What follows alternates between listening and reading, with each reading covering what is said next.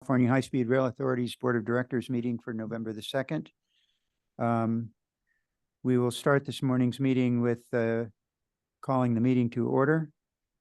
And if the secretary will call the roll. Director Schenk. Chair Richards. Here. Director Camacho. Here. Vice Chair Miller. Here. Assemblymember Arimbula. Director Perea. Here. Director Gilmetti. Present. Director Escutia. Here. Director Williams. Senator Gonzalez.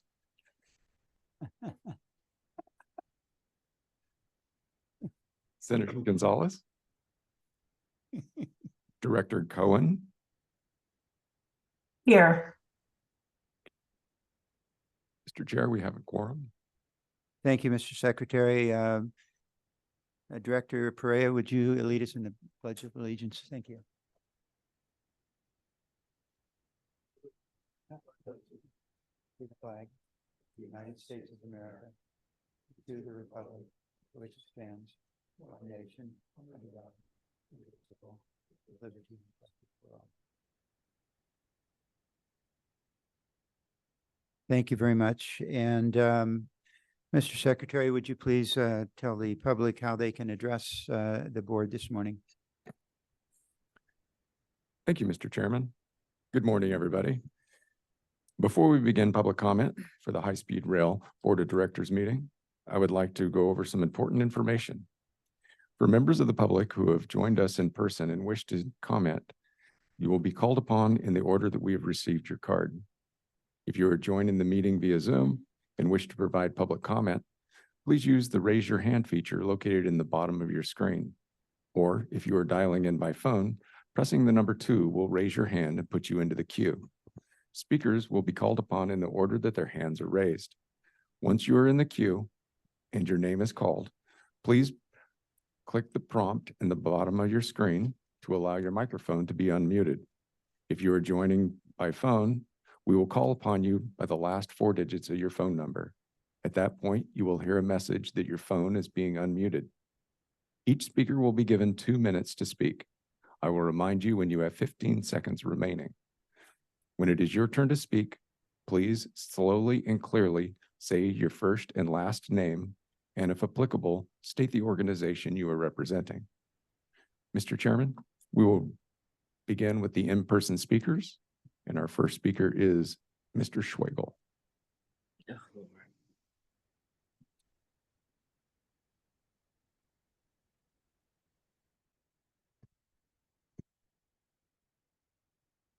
Good morning, Mr. Schwegel. Good morning.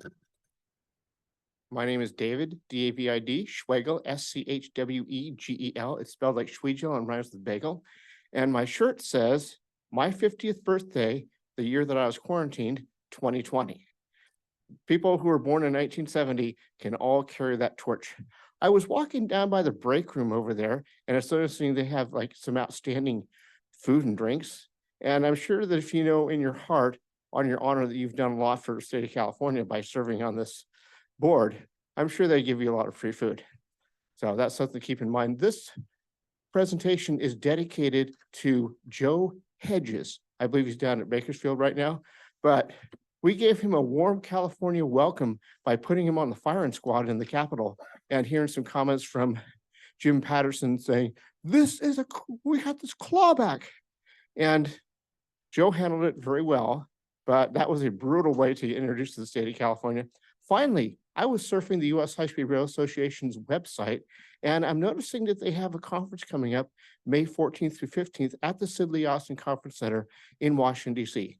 Now, for me personally, I all but went to the last conference because this depression kind of got the best of me, but I bought a plane ticket, made a sizable contribution to the High-Speed Rail Association, and made a sizable contribution to Wyndham Hotels. And hopefully all 3 of those organizations are a little bit better off because of my financial contributions. So that's the news. Hopefully to see you all in Washington, D.C. next May. Thanks again. Thank you, Mr. Schwegel. Our next speaker is Walter Allen.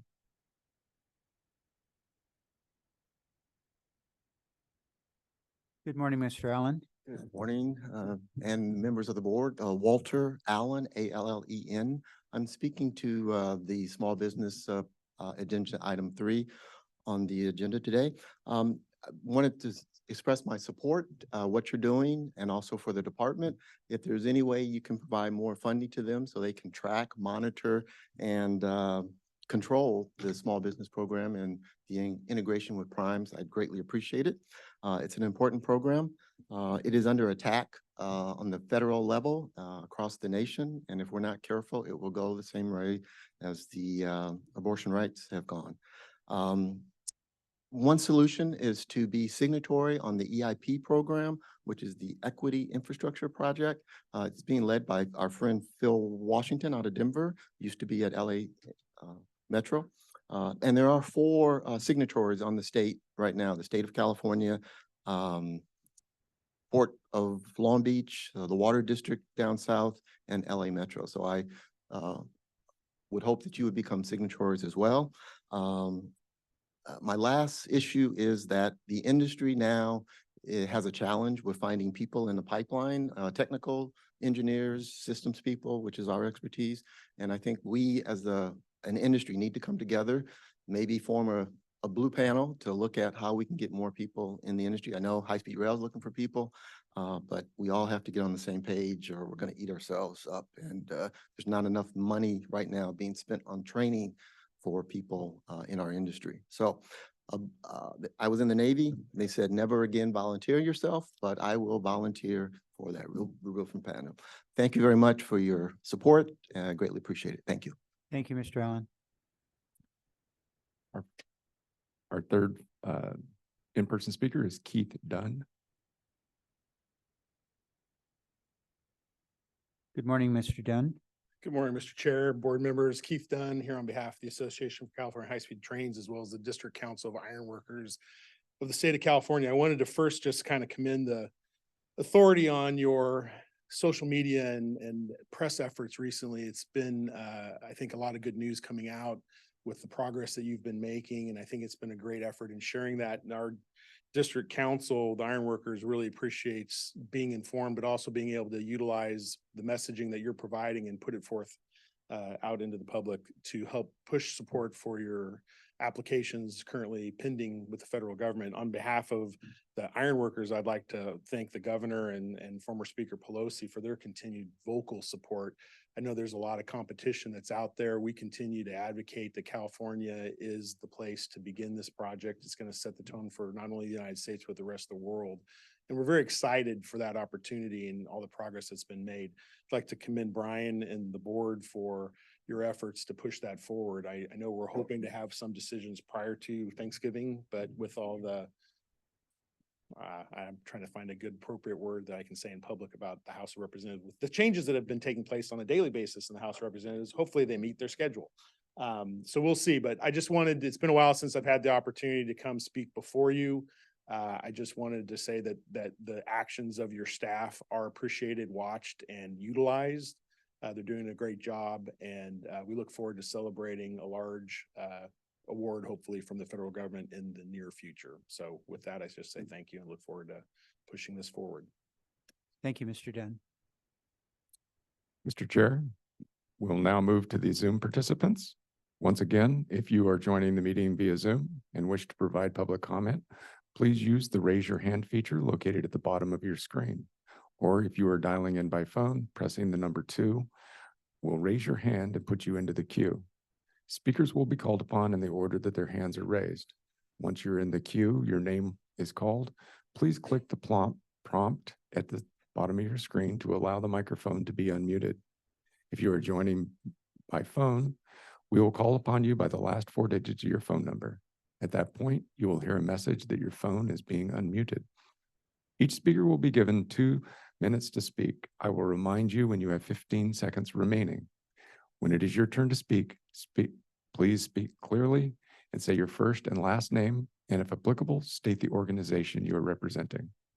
Mr. Chairman, our first speaker is Wendy Richards. Good morning and welcome. Good morning, everybody. everybody. My name is Wendy Richards. I'm from the Department for Business and Trade in the UK. Thank you for the opportunity to comment on the California High Speed Rail Authority's recent visit to the UK. The visit presented a great opportunity for the UK government's Departments for Transport and for Business and Trade to share some of the lessons learned and key aspects of policy and regulation involved in the delivery of major rail projects. We were delighted to host Brian and his team to see the ongoing work at Old Oak Common, a new transport super hub, which will be a catalyst for regeneration in the local area.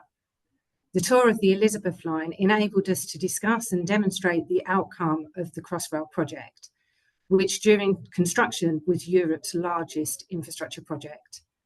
It was valuable for UK companies who have been involved in UK projects to meet the team, to showcase their work in the UK and progress their relationship with California High Speed Rail. It was also valuable to hear about the status of the project in California and build on the good working relationship California High Speed Rail already has with the Department for Business and Trade in the US. We hope this will lead to even greater collaboration as California looks to deliver a high-speed rail network. Thank you. Thank you. Mr. Chair, our next speaker is Steve Roberts. Good morning, Mr. Roberts. Good morning, Chair Richards and Board, and thank you for the opportunity to address you. My name is Steve Roberts. I'm the president of the Rail Passenger Association of California and Nevada, and I'd like to recommend to the board that they approve the approval of the release of the request for qualifications for the track and overhead catenary systems. I'm looking forward to that part of the project moving forward. So thank you very much and have a nice day. Thank you. Mr. Chairman, we have no additional speakers. Thank you, Mr. Secretary. So ladies and gentlemen, with that, we'll close the public session for comment and move on to our agenda items. Item number one, you will have noticed, is the election of board chair and vice chair. And for that, we'll turn the mic over to our chief counsel, Alicia Fowler. Thank you. Thank you, Chair Richards. Good morning, board. We will be electing both a chair and a vice chair this morning, and we will hold two separate votes for those positions. I will start by taking nominations for the position of chairperson for the High Speed Rail Authority Board. Do I have any nominations? I Madam recommend Tom General Richards. Counsel, yes, I nominate Tom Richards for Second. one more year. Fourth. Do I have any other nominations for board chair? And he can't object. Do any members of the board wish to comment on this nomination before we vote? Yes, so can the maker of the motion comment? It's with great appreciation and gratitude for Tom's leadership of this board during very difficult circumstances. And we're all, I think I speak for everyone when we say we're grateful that he's willing to accept another year of this torture. Any other comments? Okay, Board Secretary, can you take the role to elect Tom Richards as board chairperson for the authority? Director Schenk, Yes, Chair Richards, Director Camacho, Yes. Vice Chair Miller, Absolutely, yes. Director Perea, Director Gometti, Yes. Director Escutia, Aye. Director Williams, A very strong aye. Director Cohen. Yes. Thank you. The motion carries. Thank you. And now moving to vice chair, are there any nominations for the vice chair position? well, with the same debt of gratitude, nominate Nancy Miller for another year as vice chair. Second. Thank you. Are there any other nominations for the position of vice chair? And do any of the members want to make a comment on this nomination before we vote? You can't object, Nancy.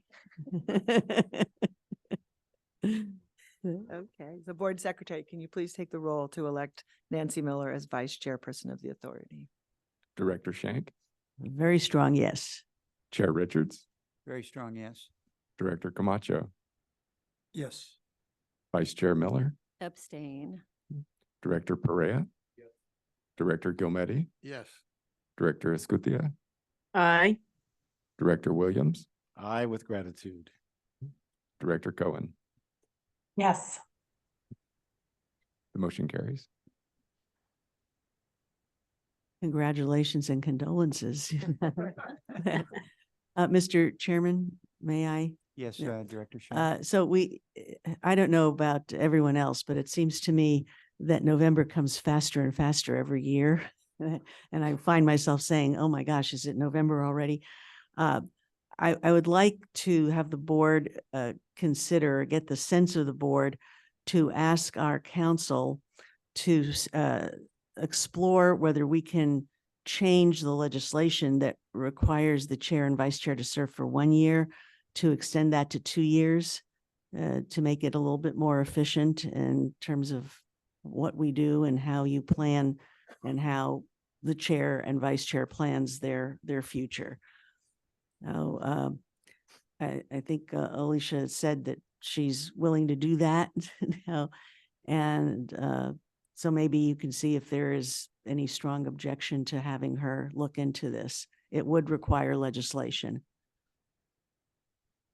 Is that a Yes, sir. motion, Ms. Schenk? Yes. No, I mean, we can't make a Can't do a motion. This motion, isn't but, agendized. I think she's just bringing up a topic. Right. It's just a sense of the board.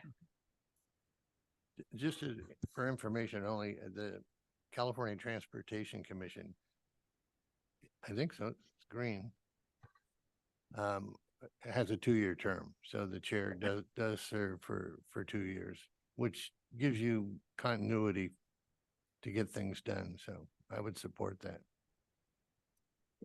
Any other comments on the suggestion? Recognizing this isn't a vote, but I would certainly ask our chief counsel to look into this, draft the appropriate recommendation and see what we can, if it has to go through the legislature or however it has to, however we can attempt to affect that, and then bring your findings back to the board. And if at that point it requires a vote, then we'll do that at that point. Will do. Okay. Thank you. Moving on to item number 2 is the consideration of the board minutes for August the 24th. If there are no, okay, we have a Second. motion and a second. Got 3 seconds. Yeah, let's go. Okay, please call the roll. Director Schenk, Chair Richards, Yes. Director Camacho, Yes. Vice Chair Miller, Yes. Director Perea, Yes. Director Gilmetti, Yes. Director Escutia, Aye. Director Williams, Aye. Director Cohen. Yes. Motion carries. Thank you. Item number 3 this morning is the Small Business Goals and Program Plan. Katrina, welcome. Good morning. Katrina Blair. Thank you. Good morning, Chair Richards and Vice Chair Miller and board members. My name is Katrina Blair, and I'm the Chief of Process and Program Development, and I oversee the Authority's Small Business Program. The purpose of this presentation is to present and discuss the proposed changes to the Authority's Small Business Disadvantaged Business Enterprise Goals and Program. I presented an informational update in October of 2021 with the intent of returning with an actionable item. The California High-Speed Rail Authority Small Business and Disadvantaged Business Enterprise Program was first authorized in 2012 and revised in 2015 and established an overall small business goal of 30%. This aggressive 30% goal is inclusive of 10% DBE and 3% DVBE. The small business program was created during the design phase of the project. And now that we're well into construction, the Authority Small Business team and I have been able to assess the program, and there are a number of things worth noting. Since the informational update, the governor signed Assembly Bill AB 2019, which codified the state's 25% small business goal.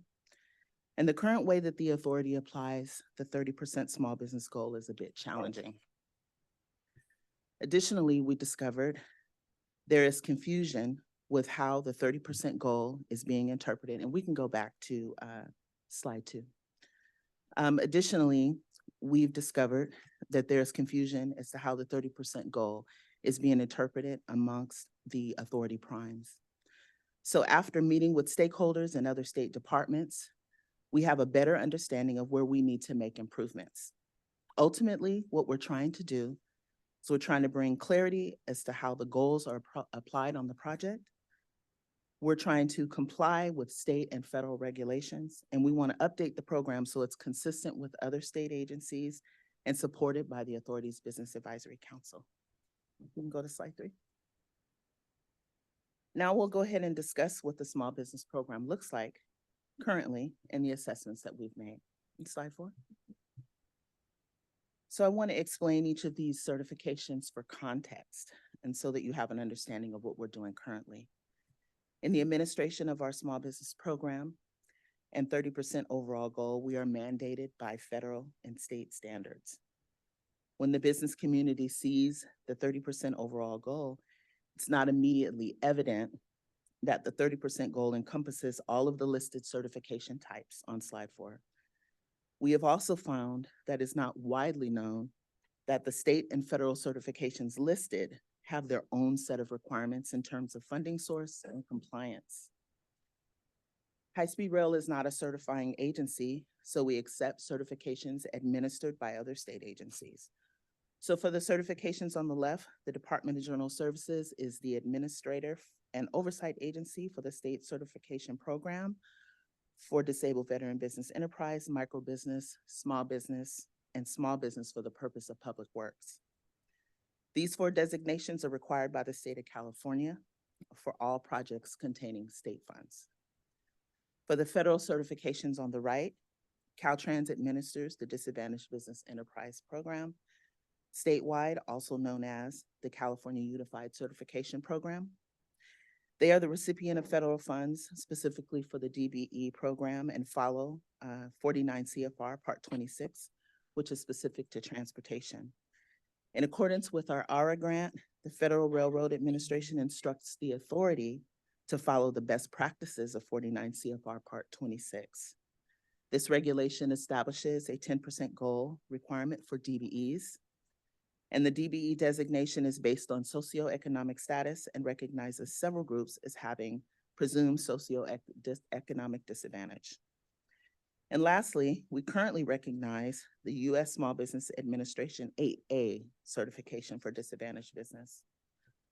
Although it is a federal certification, it is not recognized in 49 CFR Part 26. Therefore, there's no stated goal requirement for this designation in terms of the transportation standard.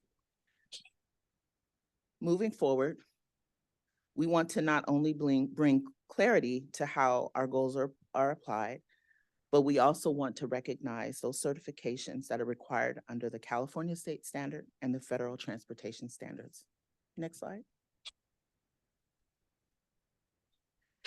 Since the last presentation to the board, the small business team completed an evaluation of the small business program, and we considered several factors in making improvements to the program. The passage of new legislation, other state departments' goal methodology and best practices, and input from stakeholders. As I mentioned earlier, in September 2022, the governor signed AB 2019, which codified the state's 25% small business goal. And with the implementation of AB 2019, there is now a mandated goal for 25% on all state dollars. I'll go into further detail about AB 2019 in a later slide. We looked at other state departments who have robust small business programs and construction contracts and reviewed how they apply the goals, specifically the Department of General Services and Caltrans. DGS, who's also our oversight agency and business manager for the state of California, receives state funds and applies state goals on all applicable contracts. Caltrans, who receives both federal and state funds, applies both federal and state goals on federal and state standards. However, Caltrans' methodology is a bit different from high-speed rail, primarily due to the requirements under their oversight agency, Federal Highway Administration. Our requirements are slightly different under FRA. Next slide. The small business team is successful because of collaboration. We are involved with several interagency work groups. We work closely with stakeholder groups and other state agencies, and they have been instrumental in helping to establish best practices for small business, as well as providing valuable input and recommendations for improvements to our program. In May and July of this year, we provided 2 presentations about the proposed goal changes to the authority's Small Business Advisory Council. And we also held several informational meetings with the FRA last year and early this year, and they were agreeable to the proposed changes. Next slide. Additionally, we met with BAC members on September 26th, along with CEO Kelly, and members of the Business Advisory Council have expressed support for the proposed changes. And through our constant engagement with this group, we continue to receive feedback and recommendations. Although we are proposing goals be applied to future contracts, we have met with several current authority primes, and they have provided feedback regarding our proposed changes. The authority's rail delivery partner and current program delivery support primes have expressed support for the goal changes. The authority's design builders for our current construction packages have provided feedback, and their concerns were centered around a couple of topics. The first concern was about goals being placed on the total contract value, more specifically values that are not scopes of work for small business, such as provisional sums, insurance, and property purchases. The second concern was the availability of small businesses for specific projects. Feedback received from our design builders has been discussed with legal, and there are no exemptions in state statute or federal regulations that give the authority or any state agency an exemption that will exclude these values. Additionally, we do plan to conduct a disparity study to give ourselves a baseline so that we're able to make continuous improvements towards small business participation on the project and to understand the availability of small businesses for future projects. And that work will begin this year. Next slide. We've identified several challenges with the current 30% overall goal that we're trying to correct.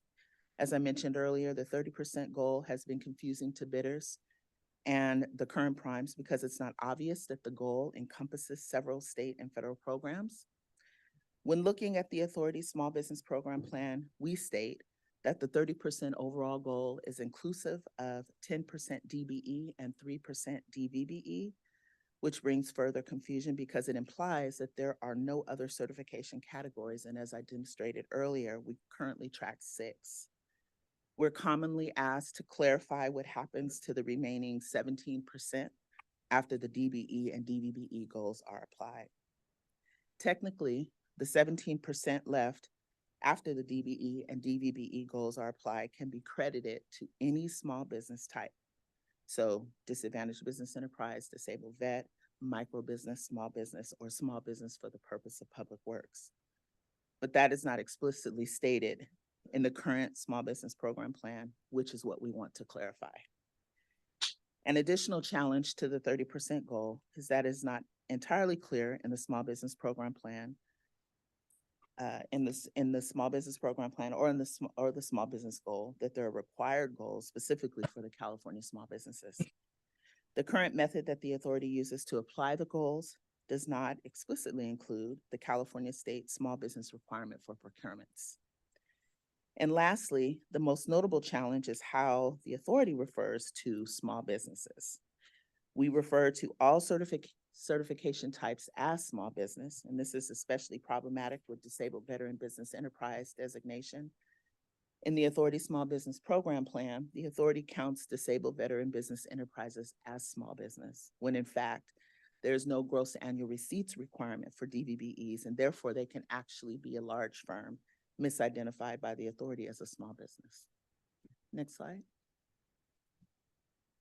So there are risks to combining multiple small businesses, DBEs and DVBE goals into one overall goal.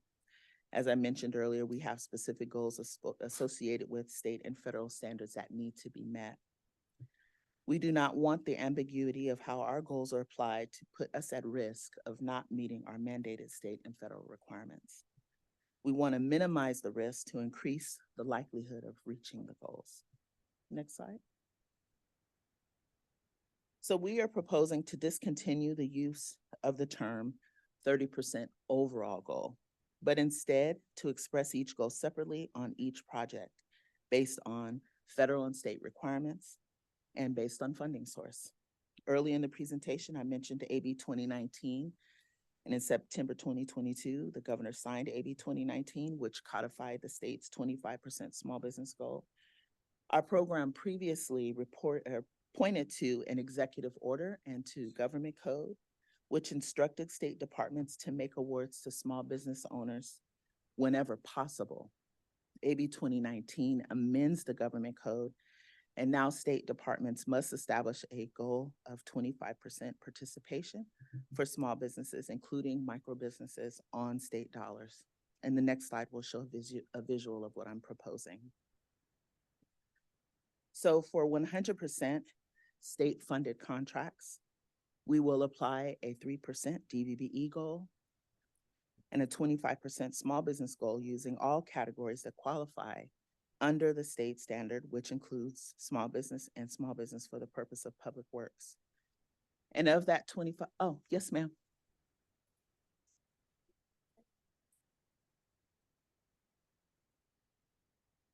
So the 3% DVBE is additive. Yeah, so it'll be 28. Yeah, so of that 25%, the 3% micro business goal is carved out of the 25%, so it'll be a total of 28. So for 100% federal contracts, should we ever have one, the standard, next slide, I'm sorry. The standard is 10% DBE, and we are proposing an increase to 17%. Our contracts usually have a blend of funds, but we wanted to include a scenario for 100% federally funded contracts. Next slide. So for contracts, blended contracts, which is currently how the majority of authority contracts are classified, they contain both state and federal dollars, which also includes grants. We are proposing the following state and federal standard. So we will continue to apply the 3% DVBE goal, which will be applied across total contract value. We will also continue to apply the DBE goal, which will also be applied across total contract value. And we will now apply the 25% small business goal on the state portion of the contract using all categories that qualify under the state standard, which includes small business and small business for the purpose of public works. And of that 25%, we'll carve out a 3% micro business goal. Next slide. So to further clarify the previous slide, the proposed small business program plan will clearly state how the authority plans to apply the goals on blended contracts. The California State Small Business 25% goal is calculated using total contract dollars, and we report to DGS what has been committed, and we will track how small business firms are utilized during the course of the contract. California DVBE 3% goal is calculated also using total contract dollars, which includes state and federal dollars paid on a contract. And we also report these values to DGS. The federal DBE 10% goal is calculated using total contract dollars, which includes state and federal dollars paid on a contract. These values are reported to the FRA. Next slide. And just for clarification, I want to emphasize that we are proposing that these changes will be applied to future contracts. Next slide. So for all the aforementioned reasons, the small business team requests board approval to revise the small business program goals as follows. A 3% DVBE goal, a 25% small business goal with a carve out for 3% micro business for 100% state funded contracts. For 100% federally funded contracts, a 17% DVE goal. And for contracts with blended funds, a 3% DVBE goal, which will be applied across total contract value, a 10% DVE goal applied across total contract value, and a 25% small business goal on the state portion of the contract with a carve out for 3% micro business. And this concludes my presentation, and I'll be happy to take questions at this time. Katrina, Mr. Chairman, I'd like to make a couple of comments and then ask some questions. Just for the colleagues on my board, in the state of California, we have 4.5 million small businesses, which happen to represent about 99% of all businesses in the state of California. Those small businesses employ over 7 million people. Of that 4.5 million, 1.5 million are minority-owned businesses. It's not enough just for us to have goals set, but I'm concerned about what we're doing to monitor the compliance of meeting those goals. Many of the contractors will apply for contracts or submit bids with utilization of X amount on certain subcontractors, and those goals are never met, or those contractors are never utilized. How are we monitoring that, and how can we do a better job at monitoring that? That's a great question, Director Camacho, and thank you for that. One of the things that we've done is we did a little bit of reorganization within the authority. The compliance team now reports directly under me. And so for contracts that are new moving forward, we've established a process where we have kickoff meetings, and we make sure that all prime contractors are aware of what their responsibilities are under the program. So we have to have pretty strict compliance. We're in communication with our contract managers so that they're aware of what the requirements are under the small business program and under the contract. It's can be a little challenging at times just because we have a lot of new contracts that are being let. But my team is, we're working collaboratively with all of the contract managers within the authority, and we make sure that they're aware of what the requirements are under the program. Realizing that this change in our goal setting process begins with new contracts. But looking backwards, we have many contracts that are still out there. Yeah. The PDS contract as an example. How are we monitoring those compliance in those dollars and the CP dollars as well? So we actually have frequent meetings with our small business officers within those particular contracts. So for PDS, I meet with their small business officer every 2 weeks. And so we discuss their challenges and the issues that they might be having right now. PDS is meeting their DBE and their small business. They've identified that they're struggling in the DBE, the area of, or DVBE. So we're working together. We host workshops. We do outreach with them. We collaborate with them. As far as the primes, same thing. We meet with them on a quarterly basis. We meet with their small business officers, recognizing that we came into the program when the contract was,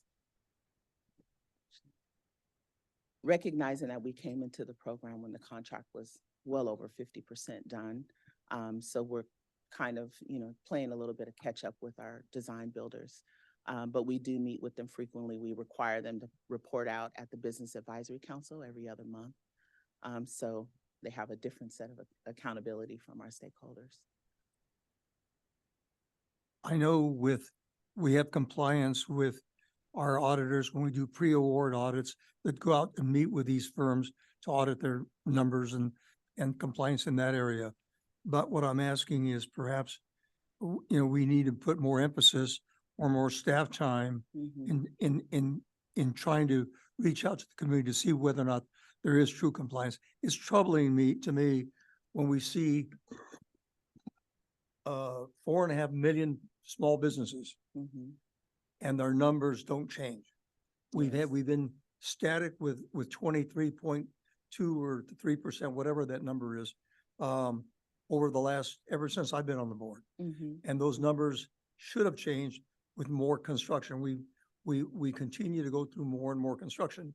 And one of the responses that we've got when we ask that question is, we'll get more when there's more construction. Well, Mhm. we have had more construction Yes. and the numbers don't change. Mhm. So it just means that we're not utilizing the firms out there, or we're not doing enough outreach, one of Yeah. the two. Yeah. And I applaud I think there's been two firms that did some outreach for small businesses, and I applaud them for doing that. But we need to do more of that. I agree. Many of those firms reside out in Southern California as well. We Mhm. need to do more outreach there as well. So I applaud you for what you're doing. I think that you're doing a wonderful job. I think perhaps maybe maybe understaffed in a lot of regards, but I would Mhm. certainly like to see more more monitoring or auditing Mhm. those firms that are currently utilizing or purported to be utilizing small and minority-owned firms. Thank you. So anything that you can do to help us, I'd like to see also, Brian, if we could, a more consistent reporting on these numbers to see how we're doing. Yeah, I think the first thing that's important, I want to commend Katrina and her team. I know over the course of the last several months, they've had a lot of engagement with the small business community through our Business Advisory Council. She mentioned the dialogue we've had with other state agencies on what they are or not doing so that we can apply some best practices here. And I would just note that she didn't comment on this, but the other thing we've been doing in our work with the small business folks, and this has really been over the course of the last 24 months to 18 months, but getting more concentrated focus on this, is putting together a program where they understand and there's clarity on exactly when a prime gets paid. And we're using a new program that allows them to monitor that and watch that so that they can assure more timely payment down to the small business, which is another important element to them. So her team has increased engagement. As she said, we've moved the compliance unit under her leadership. And she's added some additional staff to her team now on this. So we are more engaged on this. I think I just want to emphasize how important I think it is for the authority to, in establishing these standards, have those standards rightly aligned with federal and state standards and requirements. We do want to exceed them. And what she just laid out is exceeding what any other state agency is doing in this space. I'm really proud of particularly the blended contract space. But so I just want to say the team has been focused. I think the first step is getting the right metric to track this correctly so that we can report it, that industry will be clear on what we're doing. Our reporting agencies will understand what we're doing, and we'll speak the same language about what kind of contract it is and what the participation level is. So I just want to commend the team for that. And in terms of how we come back to the board and report on this, I'm looking forward to doing that with you as we go. So I think I'm hopeful and think we'll come back with clearer understanding of exactly where we stand. I don't want to monopolize all the time, but more recently, we had procurements come to us, and we're going to have a slew of procurements coming to us in the very near future. We have at least, we can attempt to make a difference in the award process, in the evaluation process, by giving firms more points in terms of compliance with our goals, even exceeding those goals. But I think the last board meeting, we talked to Mr. Armstead about changing some of the evaluation process to give them 5 extra points or whatever that number was, which will give them a leg up. But it's good enough to do that. But then we have to have compliance on the backside of that as well. And that's what I'm looking to get. Thank you. Thank you. Mr. Chairman? Excuse me, Yes. Director Excusia, please. Thank you. Can you hear me? Yes, we hear you just fine, Martha. Thank you so much. It's I'm in Madrid right now, so I'm about 9 hours ahead of you guys, so it's kind of late for me. But this issue is, first of all, thank you, Ms. Blair, for a very robust discussion on this and aligning the goals And obviously, I do agree that it's just a bare minimum, because if we can surpass them, we should. So the question that I have is actually twofold. Number one, outreach is one thing, but I've noticed in the slide, in terms of outreach and groups that you worked with, the question that I have for you, Ms. Blair, is whether there was any outreach to any Latino Chamber of Commerce across the state. Thank you, Director Scusia, for that question. We work collaboratively with our BAC members, and we do have members of that community, but we don't have any chamber representatives currently on our BAC, and that actually is an effort that we're undertaking. We have about 3 or 4 vacant seats on our BAC, and we're recently started doing outreach to the California Chamber of Commerce, or the California Hispanic Chamber of Commerce, the California Asian Chamber of Commerce. We've sent letters to those organizations so that we can have representatives on our BAC that represent the entire community. It's kind of difficult to target those communities without those representatives on our BAC. So we've started that effort already. Well, that's good to know. I highly recommend that you reach out to the Latino Chamber of Commerce. Okay. I can definitely give you the name and number of the president of that chamber. So that's question number one. Question number two is that the discussion here, from what Ernie has been able to set as a template, is that, you know, this agency has had great difficulty in trying to reach the previous goal of 30%. And despite our goodwill, despite outreach efforts, despite monitoring, we still cannot get to 30%. So I'm not sure we're going to get to 25%, but let's hope so. So the question that I have for you, Ms. Blair, is, since you do the monitoring and you do the outreach, what tools do you have right now, or do you need tools for enforcement? It's one thing to outreach, it's one thing to monitor, it's another different thing to actually enforce. Yes, I agree.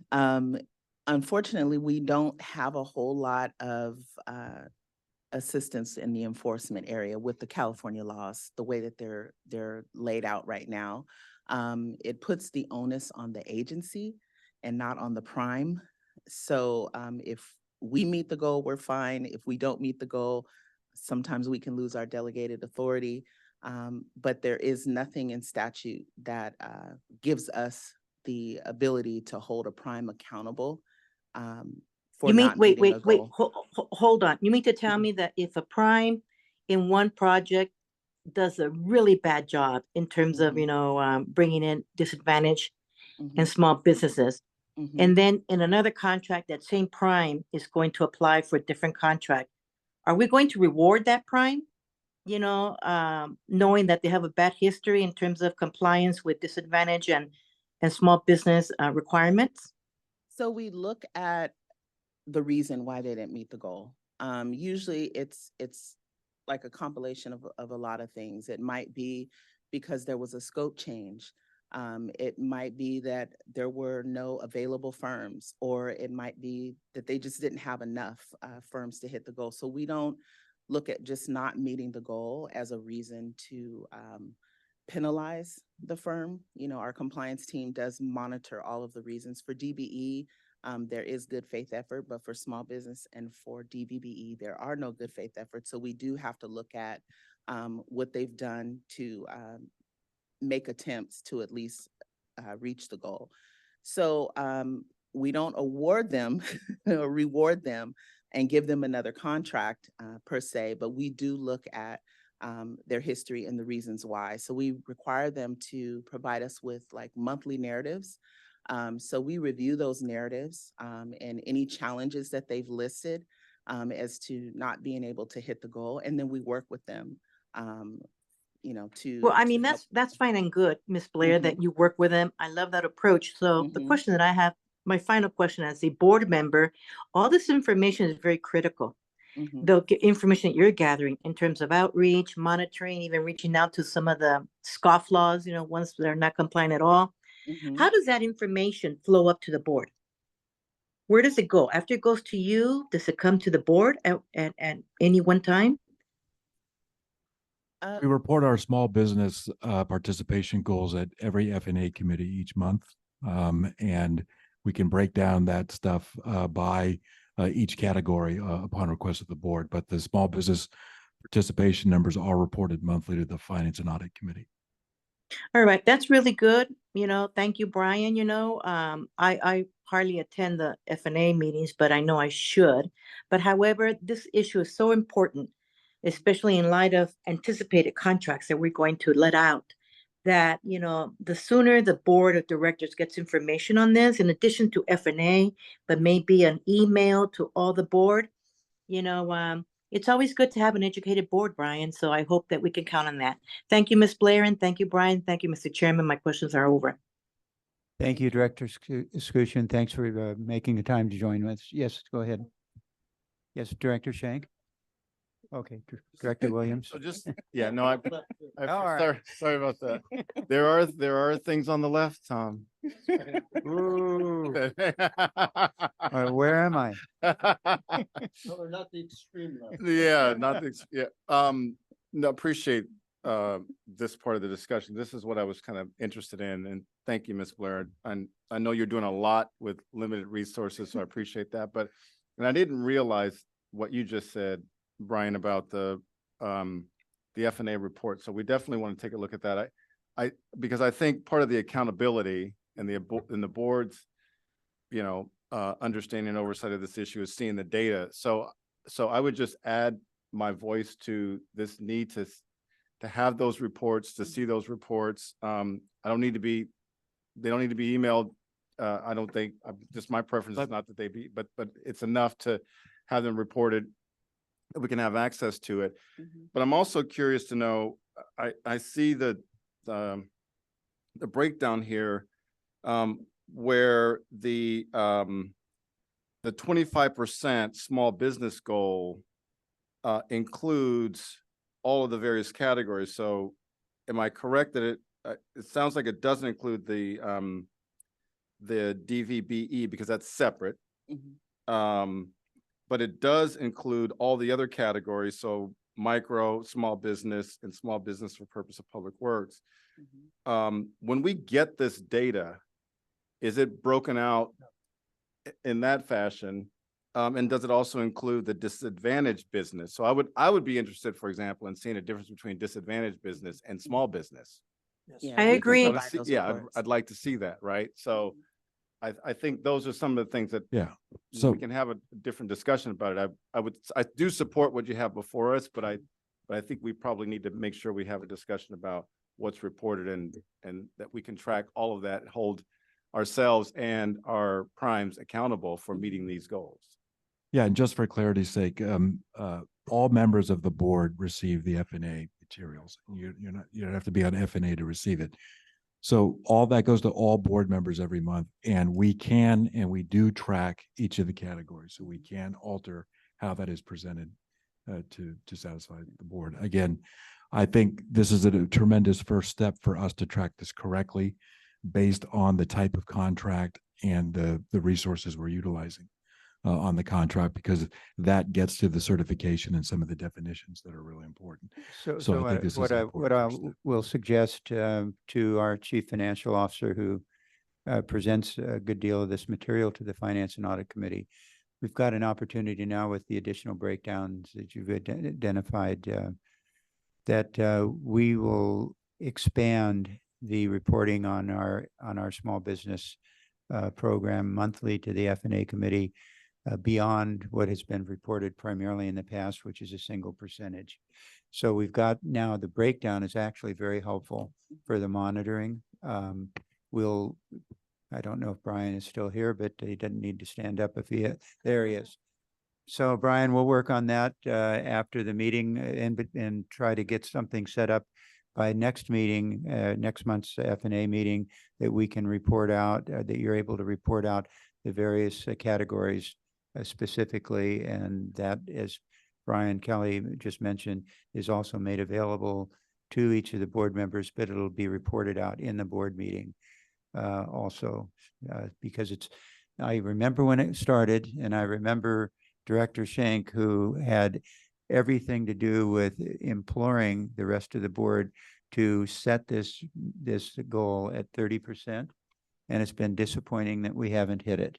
So if we do not want to shy away from the importance of our small business program, I do think this is going to give us an opportunity to have a better way of monitoring that progress, and there needs to be progress. So anyway, thank you, Ms. Blair. Any other questions or Yeah, Mr. comments? Yes, Chairman, I Director didn't Correa? have any questions, but I do now, just based on a little bit Sure. of the conversation. Two things. One is I don't know if it's your department that if a small business is having problems getting paid by the prime or whoever they've contracted with, is that something your office would be handling?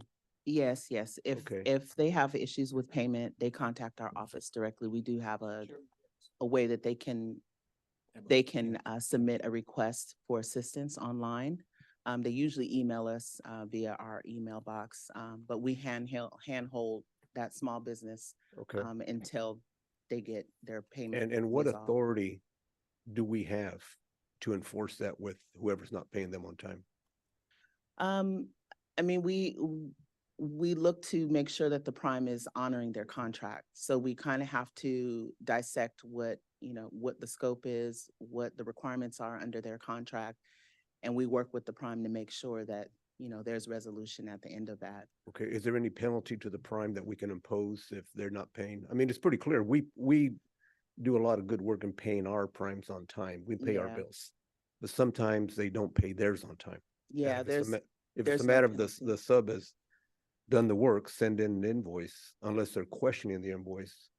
Should Yeah, get so paid. we usually have to kind of understand what the issue is, make sure that it's not a non-compliance. Most of our issues with non-payment have been because unfortunately, the subcontractor is out of compliance.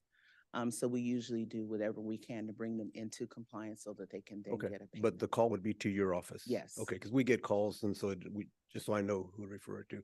And the other, Brian, or Ernie had mentioned about maybe in our process to have a higher percentage value for the DBEs in their scoring.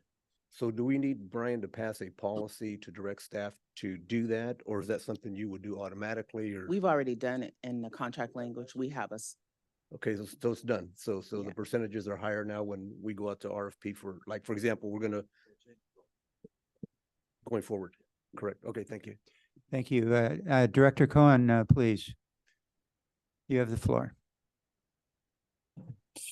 Just a quick question, is the 30%, and pardon my voice, is the 30% goal or any goal set based on a feasibility study of what Prime should be able to meet?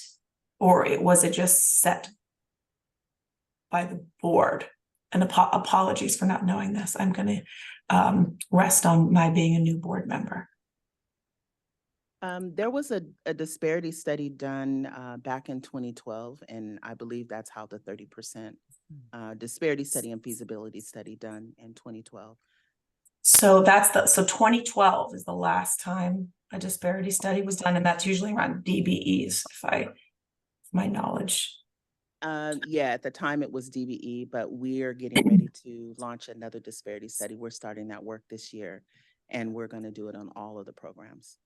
Okay, thanks. And then my second question is, so with primes, when they bid the work, are they allowed to bid it? Are they allowed to demonstrate, it sounds like they are, good faith effort as opposed to hard goals? And then if they're not meeting the goals, they just have to be able to explain why within good reason?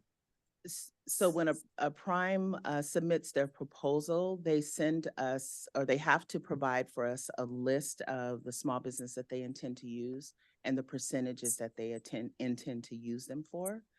And good faith effort only applies to the DBE classification.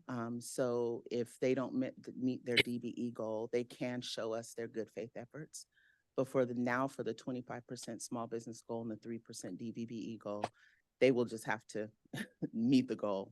There is no good faith effort that they can provide for us for those categories. Okay, and then my final question, thank you very much. is similar to Caltrans. Do the small businesses have to meet a commercially useful function, a CUF? Yes, yes, that is a requirement. They have to meet CUF before every contract. Okay. Okay, well, I think it's great to find out that it's good to know that that high-speed rail is going to be conducting a disparity study again, so we have a better sense of what the goals should be based on the qualified pool of small businesses, because 2012 is a lifetime ago. Thanks.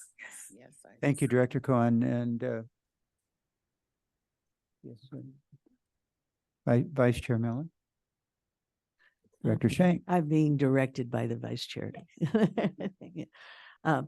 I guess, first of all, thank you. And we're so glad to have you. And I think you get the sense that this board has as a top priority commitment to small business in all its permutations. I guess the curse of having been around as long as I've been around is that these are not new issues. And I recall when I was Secretary of Business, Transportation and Housing, that's when we started a long time ago, focusing on small business. And they had two issues, and I think they still have these two issues. One is payment. Then it was the state that slow paid. And I think we've managed to, over the years, solve that one. But the other was access to information. You touched on struggles that small businesses have. We're not talking about a mom and pop tailor shop like my dad's, but we're still talking about small business where the owners play just about every role, from CFO to owner to, locking up at night. And they do have a very different need than big business. So I guess my question is, what do we, the monitoring is important, the tracking is important. Do you have the resources and ability to address the struggles? What are the struggles that you're finding?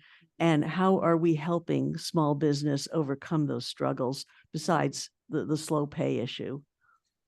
So that is a good question. And that's something that my team is very passionate about, is to helping the micro business. And so that's one of the reasons why we put the 3% micro business goal. But because we're a small team, we have to collaborate. So we have to work with like DGS, and we have to work with Caltrans in order to have reach these small businesses. So anytime someone calls my team, we give them hand-holding, assistance. But we also collaborate with assistance centers, so procurement and technical assistance centers. One of the things that we found is that small businesses like the mom and pops don't know how to respond to RFPs. They don't understand the contract language or some of the requirements, especially on a public works project. So what we do is we work with our procurement and technical assistance centers and our small business development centers, and together we do workshops, and we invite them to participate, and then we do work with them even after the fact. What kind of response do you get? I mean, So unfortunately, we don't get a lot, because the feedback that we get is it pulls them away from their business. Yeah, they're busy. They're trying to run their business. Yeah. They're busy. So my team is pretty good about setting late meetings, setting early meetings. We have a good relationship with the Procurement and Technical Assistance Center. They set late meetings, they set very early meetings. So it's just that collaborative effort that we have to reach outside of the authority sometimes to provide assistance. So it's something that we're working on, but they have to come to us. We get out there and we try to identify them. But whenever they approach us, we're hands-on. Okay. I don't want to belabor it, but it seems like there's still a struggle on both ends on this that I'd like to pursue at some point. Absolutely. Thank you very much. And again, thank you for what you do. Thank you. Thank you, Director Shank. Vice Chair Miller. I agree with what everyone has been saying. I know also the certification process is very difficult for many small businesses. And then you have to recertify, and I don't know what effort we put into assisting there, but I'm hopeful that in your new procurements, that there's a well-drafted segment about this, the new legislation, the new requirements, where you go to get a certification, where there is assistance if you have any questions, the payment process for a prime to anyone in any of the categories has to be one that takes into account that they can't survive, without months of payment. And I don't know how our contracts are drafted there in the RFQ process, but that would be, because payment is another reason why people don't want to work with the state. It's just too laborious. But maybe that's a place where you could put your number, and if there's a payment problem because people need to be encouraged to want to even bid these contracts. Yes. And then the compliance audit, we talked about, that seemed like you were on top of. But for me, it's that point structure also to make sure that people are in compliance. That will help a lot. But I do think the early certification, it's just hard to get businesses without some help and assistance to understand that process and have someone helping them with it. Yeah, we work with those small businesses. It is outlined in our small business program. So in addition to the contract, our small business program plan does have all of that outlined, like where to go to get certification, where to go to get assistance, how to contact the small business advocate, how to contact the small business team. All of that is outlined in our small business program. Do we ever do, I know you just had a diversity conference and that looked amazing, but do you ever do this for small business where you have a certificate or, just something where, because it's one thing to say, oh, go to follow this link and you'll get all the information. It's just. We have workshops. We have 2 workshops a month. good. Yeah, certification workshops, and we work with DGS and Caltrans. Great. Yeah. Okay. If Thank you, there's Vice no Chair. further questions, I'd move the item. Okay. We have a motion, second by Director Williams. Please call the roll. Director Schenk, Chair Richards, Yes. Director Camacho, Yes. Vice Chair Miller, Yes. Director Perea, Director Gilmetti, Yes. Director Escutia, Aye. Director Williams, Aye. Director Cohen. Yes. The motion carries. Ms. Blair, great job. Thank you very much. We'll now move on to agenda item number 4, which is to consider providing approval to release the RFQ, request for qualifications, for the track and overhead contract, our contact system design consultant. Mr. Armstead, welcome. Thank you. This item is for the track and overhead catenary systems design request for qualifications. Next slide, please. The summary of this request, I'm asking for issuance of an RFQ to procure design services for tracking systems or tracking OCS. This is the first procurement of our proposed new tracking systems procurement strategy. It's critical for achieving FRA certification, and we're asking the board for approval to release the RFQ. Staff will seek board approval prior to awarding this agreement, and the initial contract value would be $131 million for the first NTP, and the total value we expect to be $161 million, not to exceed. That includes the potential for options to extend. Prior to exercising either of these extensions, I will come back to this body for approval. Next slide, please.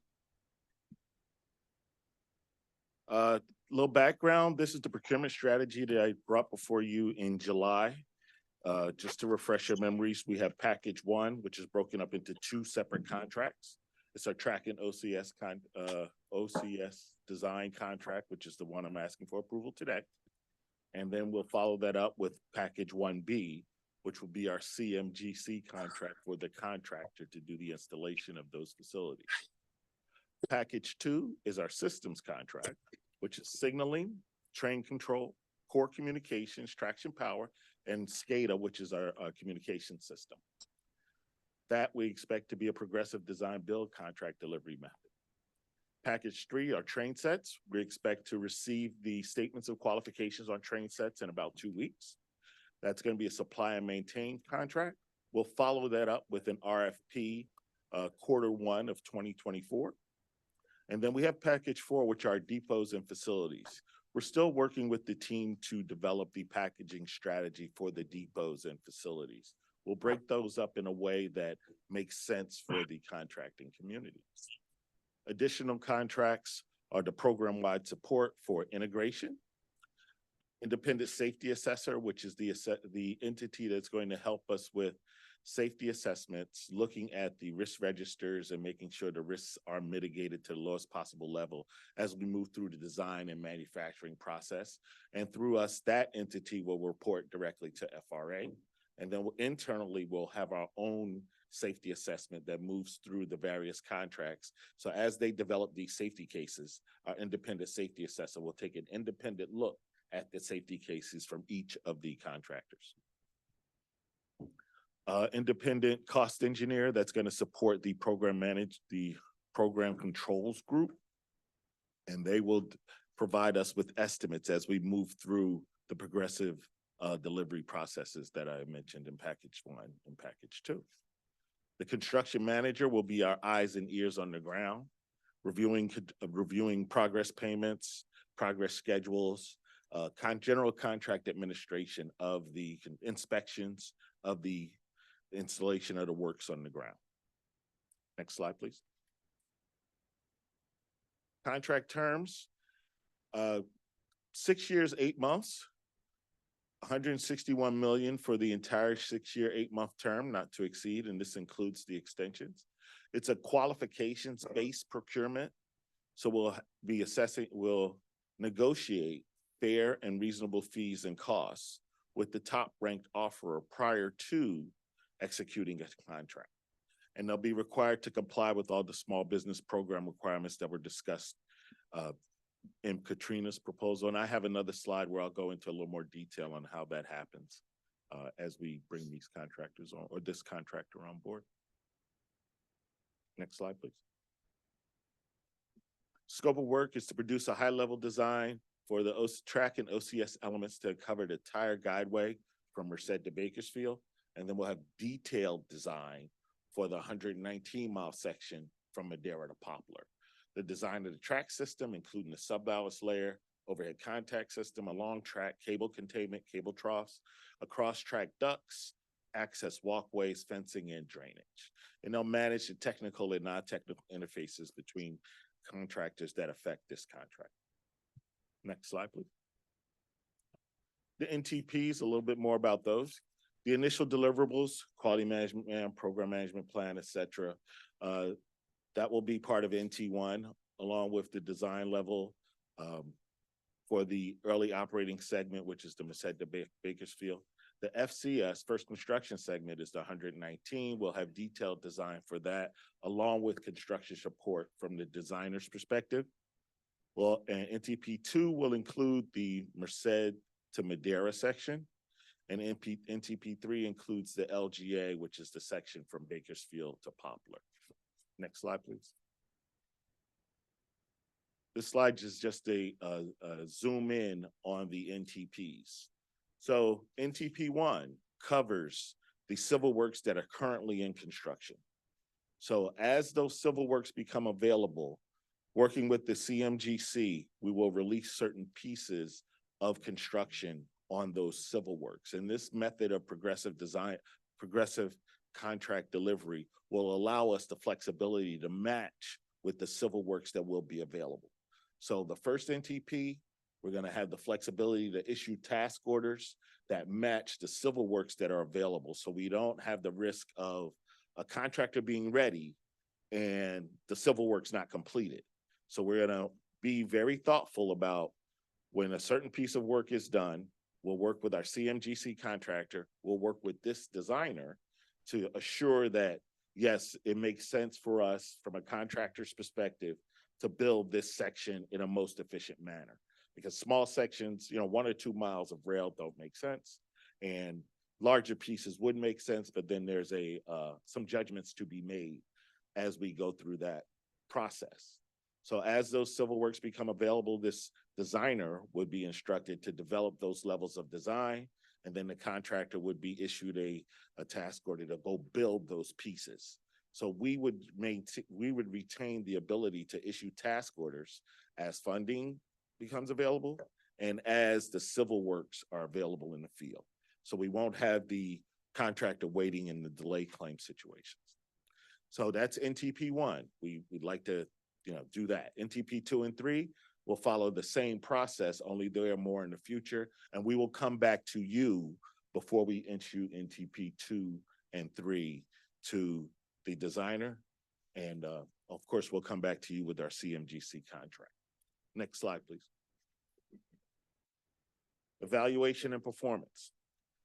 The SOQs will be evaluated and scored by an evaluation selection committee pursuant to the established criteria in the RFQ. We have evaluation selection committees that number 6 to 8, maybe 10 people. We also have counsel in there, and small businesses also in the room when we do these evaluations. Pre-award audits will be conducted concurrent with the negotiations, again, prior to the execution. The contract includes provisions for a performance-based fee structure. The key performance indicators must be met to earn the fee. And that performance-based fee structure will be a negotiated range in the task order, and it'll be limited between 7 and 11%. So the base fee for this contract would be 7, and then the 8 through 10 will be performance-based. And one thing we've been talking a lot with Katrina's team, and I'll be meeting with her as we negotiate this going forward, what would a performance fee look like to encourage meeting the DBE goals? So we'll have to look at contractor capacity because, certain items of work are more readily available for small businesses. So we can say if they can make 33% and it's realistic from a capacity standpoint, we'll attach some fee to them meeting that new goal. So that's work to be done as we move through the process. Next slide, please. RFQ activity. The RFQ, we're hoping to advertise tomorrow. The virtual pre-bid conference and small business workshop will be held on November 15th. And then it's worth mentioning that we will also have our Industry Awareness Day on November 15th, where we've advertised in international trade journals, Railway Gazette, Railway Track Instructors, and others to make them aware of our contracts. And we will be encouraging them to come and hear about all the opportunities that we have coming up. And we will also have the opportunity to introduce small businesses to the contractors that will be with us in the room at that time. Moving on to the SOQs will be due in January. I anticipate the NTP 1, I'm hoping to do in February, or notice of proposed award, in February.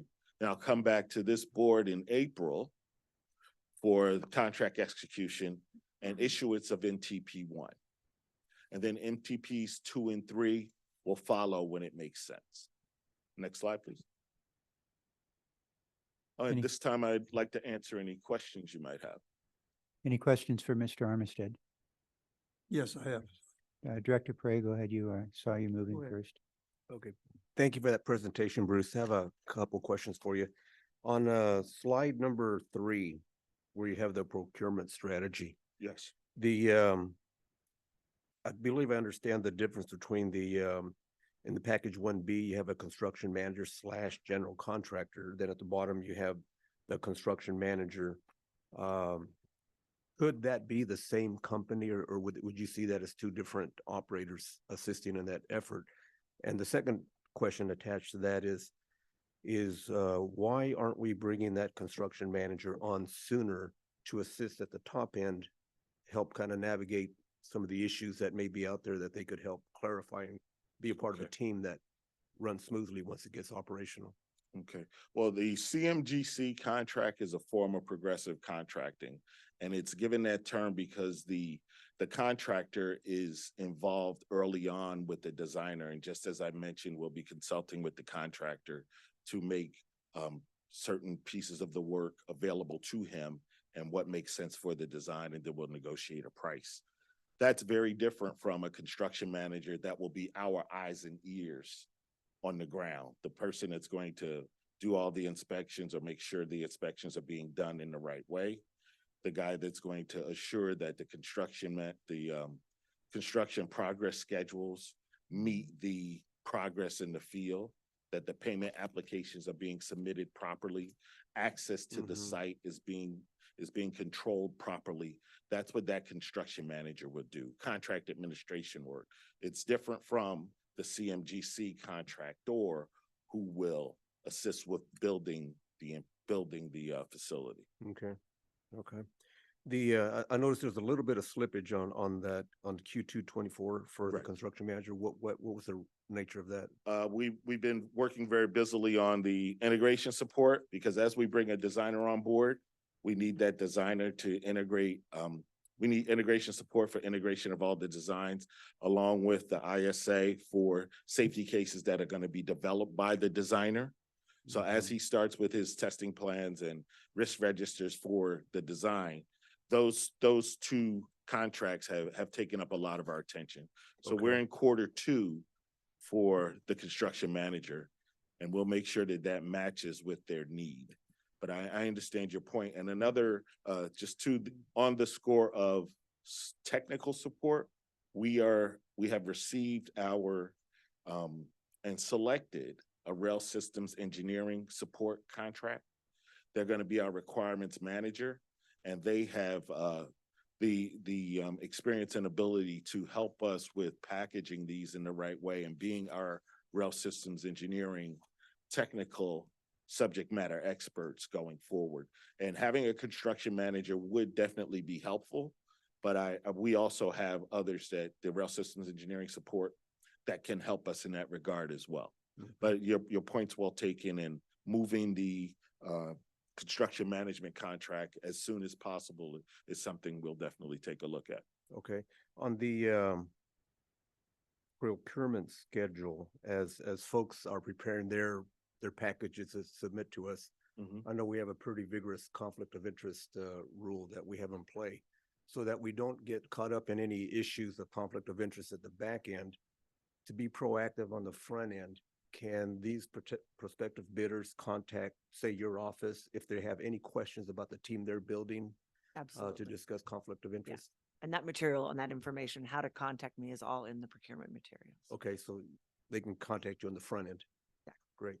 And on the schedule, after you award April 2024, then what happens from there? What's the timing for mobilization and people doing their work? Well, we're hoping to have an NTP April 2024, which would start the clock on the initial deliverables, quality management plan, all the things that are necessary. And then we hope to get them started right away with the design of the track and OCS. And it is worth mentioning that we have the BNSF is advancing the design of our railhead, which is where we'll receive materials at the south end of the job. So we're hoping to get them started Q1 of next year. We have some design coordination to do with the shoe flies that are associated with the Chrissy grant. Okay. Because those shoe flies will have to be considered as we design the siding tracks for the railhead. So, but that work is ongoing. We are constantly moving toward our deadline to get into revenue service, and all of the structure of our procurement packages and how we're deciding to deliver these are driven by us getting to revenue service in a timely manner. Okay. Okay. Last point I just want to make or questions is, I mean, it's good. It just feels like the rubber's hitting the road now, and it's a good feeling to know that we're moving towards completion of our first segment. And in reading the narrative of this item, talks about on page 2, it references our business plan 2022, and it talks about meeting the delivery timeline for the ARA. And Brian mentioned that 12/28 now is our new federal deadline to meet the 119-mile piece, and then we have December 2030 to be operational on the remainder. Is that correct? Yeah. Yeah, so I mean, clearly we have our timelines that are in place. And I know in the last probably 6, 7, 8 months, I've been really focused on the critical paths, especially on third-party issues with CP1. And I think Mr. Kim is been doing some really fantastic work in that area. If I could ask you a quick question, please. Because to meet all of these timelines now that are laid out in this document for trains and delivery and testing, et cetera, then operational by end of the decade, before we can get there, we have to get CP1 ready to go. And I know we've been in contact. You have good news in terms of your progress. But my specific question to you is going to be of the challenge. We had 992 third-party issues, and we've completed 501, but we still have 491 to go. And I think my question to you a few months ago was, do we need to complete all 491 to get to where we need to be to start laying track? And the answer was no. You have a critical path of so many that have to be done that will get us there. So can you kind of brief the board on where we are? Are we on schedule, ahead of schedule, et cetera? Yes, thank you, Board Member Perea. Good morning, board members. Dennis Kim, I'm the Director of Real Property and Chief of Third Parties. So your question is about CP1 in specific for critical path. But I'd like to take a moment to just express the good news. Yeah. And I'm glad you're asking this question because it causes a lot of concern for a lot of different individuals at the authority, but I think we're making incredible progress. So for 2023, we set utility goals to meet 239 utilities. And I will tell you, in the past 5 months, we've been able to accomplish in June 25, in July 21, in August 21, in September 48, which is, historic in recent times for delivery for utilities. And more recently, in October, we preliminary have 20, which means in the past 5 months, we've delivered 135 utilities, which is 17% of the remaining 811 utilities that were in June at that time frame. So we are advancing at a tremendous clip, but it does take a lot of work. Sure. Right. And there are a lot of variables we have to actually manage to make sure that we're staying on top of that. But to your question about CP1, we have 96 critical utilities that we're trying to accomplish in CP1. That's not everything though, Board Member Perea. There are more than that, but that's what drives the critical path. And there's several paths such as Belmont, Herndon, Church, Jensen, and others that we've analyzed.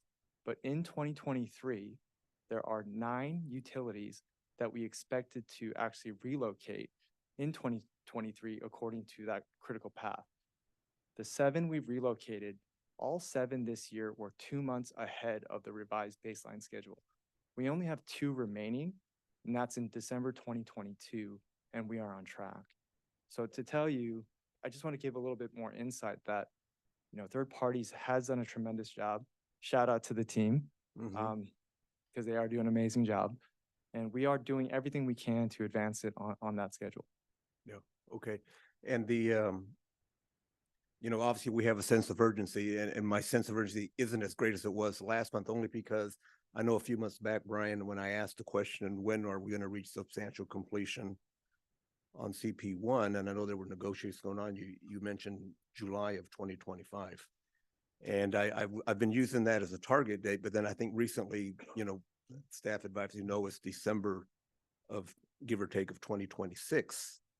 And so then I think some emails we sent this week, I was saying, well, show me that report where we said that. And we did receive it.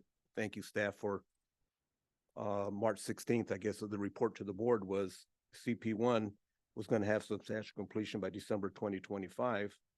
But then it says the probability 70, P70, the completion date is November 2026, which I didn't know what the heck that meant in terms of, I know what the dates mean, but I just couldn't understand the 2 days. But Daniel clarified for me this morning that that December 2025 date in this document probably was not accurate to begin. Well, just to be clear, we do a probability analysis on the schedule for when we predict the work to be done. And when we put out our last public report in the public update report, we only cited 2026 because we hadn't done enough work to identify the month. And so now that we've executed the last TIA with CP1, we have a better understanding of this specific month. And I think we've estimated substantial completion in November and final in December along those lines for 26, which is why in the project update report, we only reference 2026, not not anything sooner than that. Yeah, but I think this date is what was throwing me off in terms of what I was using as my base of reference. But just to conclude, just so I'm clear, we have a 2026 end of year substantial completion date for CP1. That's correct. And a lot of that is contingent upon your work, your That good is- work. that is correct as well. So, Yeah. so as I mentioned before, for all these other folks to do their work, start laying track and overhead and everything else and testing trains and hitting our ARA deadlines, we have to get this done. So, holding ourselves accountable as a board and staff is job one. But thank you for all the work your staff has been doing. I think we're gonna hit it. But if you do see at some point that something happens that you're not gonna make that 26th date, we need to know sooner rather than later so we can pivot. Absolutely. And it's constant management. There are, many variables, third parties themselves as well that we're dealing with, that we're doing everything we can to make it successful. So thank you. We will let you know. Yeah, thank you. Thank you. Director Camacho. Mr. Armstead, we've talked about the, excuse me, the work that we've done in the past, which is basically civil work. And we're getting into another stage, if you will, which is the more technical end of it. Not that civil is not technical, but we're talking about systems integration. We're talking about a different level or a different type of skill set. I think Director Perea mentioned this earlier, and maybe I misunderstood the answer, but are you bringing in specialists to help you manage that portion of it? Since high-speed rail does not exist in the state of California, so we don't have a lot of skill set to fall back on, where we end up importing some of that experience from other countries. So are we thinking of bringing in CM firms that would have some of that experience to assist you in managing these contracts going forward? Absolutely. Yes, we are. And that's one of the the requirements in our criteria include experience with high-speed rail. And we give a number, I think it's 150 miles an hour. You have to have some experience in doing that. And in addition to that, Dominique and I, my deputy, have been working on classifications with HR to make sure that we get the right people managing those contracts. The subject matter experts will come from rail systems engineering, construction manager, designers, but we need qualified people on our side to help manage those contracts. And Dominique and I are working very closely with HR to set up the right organization to manage those contracts and get the right staff, state staff managing those contracts, and set up the org in a way that the responsibility falls in the right place with us. Well, I know that our existing staff have their hands full with CP 1, 2, 3, and perhaps 4. But so I don't want to detract from that. So I just wanted to be sure that we emphasize, and probably the sooner the better, that we look at bringing someone in to assist you. The systems integration is obviously a key to success in getting these train sets up and running. So I just wanted to tell you that I certainly support something like that and would look toward you to help guide us in that area. One other issue that is, we have several procurements coming up that you'll be responsible for. And I've heard from a lot of the small business community, and I'll go back to the issue of small business, that are looking at forming up with teams of the larger firms. And some of those teams are unable to move forward because of the conflict of interest issues. So do we still have a backlog with conflict of interest? And I know that we used to get a monthly report with conflict of interest listing those firms that are out there and how we're dealing with them, whether they're conflicted out or not. But we need to be able to move forward, and we should move forward with those. Yeah, and I mean, in answer, I think one request that we have not yet responded to. In large part, we're waiting to develop more scope, to be able to respond, but we do not have a backlog beyond that one request at the moment. That one may have several small firms that are hanging out there that that loses an opportunity. I don't know how many firms that we'll have going after that one requirement that firm is seeking determination, but I think that we need to be able to do those things in an expeditious way so that these smaller firms will have a home to fall on. Absolutely. But we, as you can imagine, Ernie, we can't do the scope, we can't do the conflict analysis without the scope. So I've been pushing on staff and we're working toward that.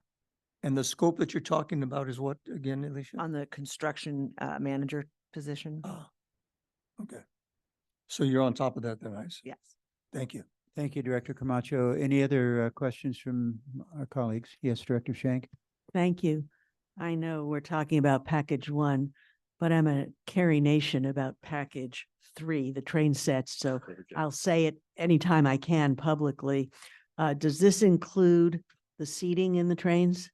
Absolutely. And I'm glad you brought that up. Well, let me tell you that even these chairs are concave, and I don't know, airlines, trains, they don't consult with orthopedic people.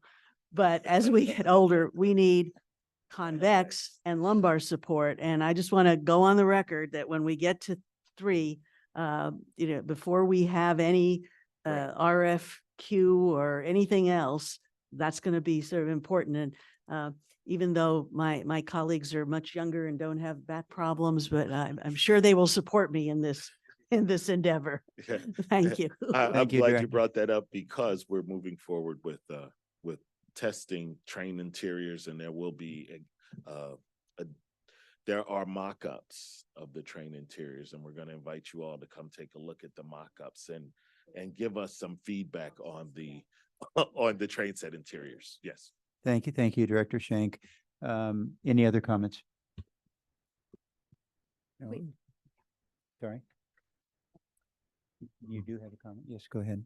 Bruce, I'm just so excited about this package. I can't tell you. When I see train sets on there after all these years, it's just going to be amazing to go out to bid on that.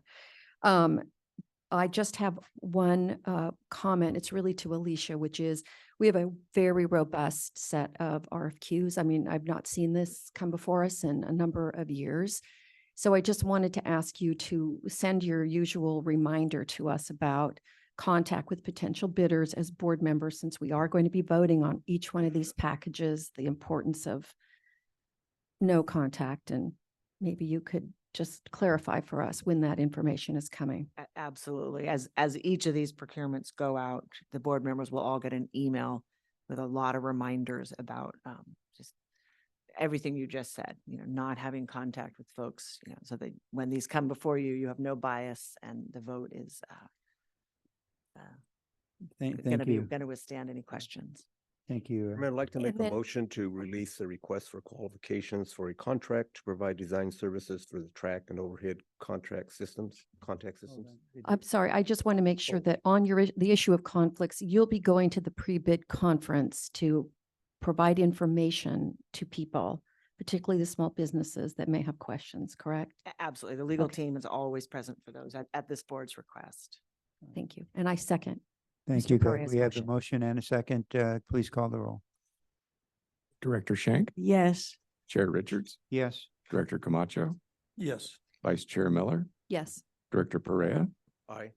Director Gilmetti, Director Escutia, Aye. Director Williams, Aye. Director Cohen. Yes. Motion Bruce, carries. great job. Thank you, Mr. Armistead. All right. Thank you. Ladies and gentlemen, we're now on to agenda item number 5, which is the overview of the Los Angeles to Anaheim Supplemental Alternative Analysis. Donna, are you out there? Oh, there you are. I saw somebody. thought it was running off. I saw her stand up and walk away, and I thought, well, okay. I'm leaving. No, Welcome, ready. Donna. I'm ready. Good afternoon. I'm happy to be back. I'm the Regional Director for Southern California. First slide, or next slide, I guess. Just a reminder, there are 4 project sections in Southern California. I'm here today to only talk about Los Angeles to Anaheim and provide an update on what we're proposing for this project section. Next slide. providing an overview of where we're at and what I'm going to talk about today. I want to do a brief history on the 2018 project alternative that we were previously studying. The supplemental alternatives analysis, we've got some good news there. And then the potential for a new preferred alternative moving forward. But there are still some issues that we're trying to receive public comment on, and I kind of want to give you a heads up of what some of those issues are. So starting in on the next slide, a brief overview of the 2018 project alternative. It was proposed, or it is really still proposed, shown in blue here, to connect Los Angeles Union Station with Anaheim's Arctic Station via a BNSF freight railway corridor that's shown here in blue. And in 2018, we modeled the corridor and proposed that there's currently three mainline tracks in the corridor. It will fit a fourth. And our proposal was to do what we refer to as a 2+2. So 2 tracks dedicated to freight and 2 tracks dedicated to passenger.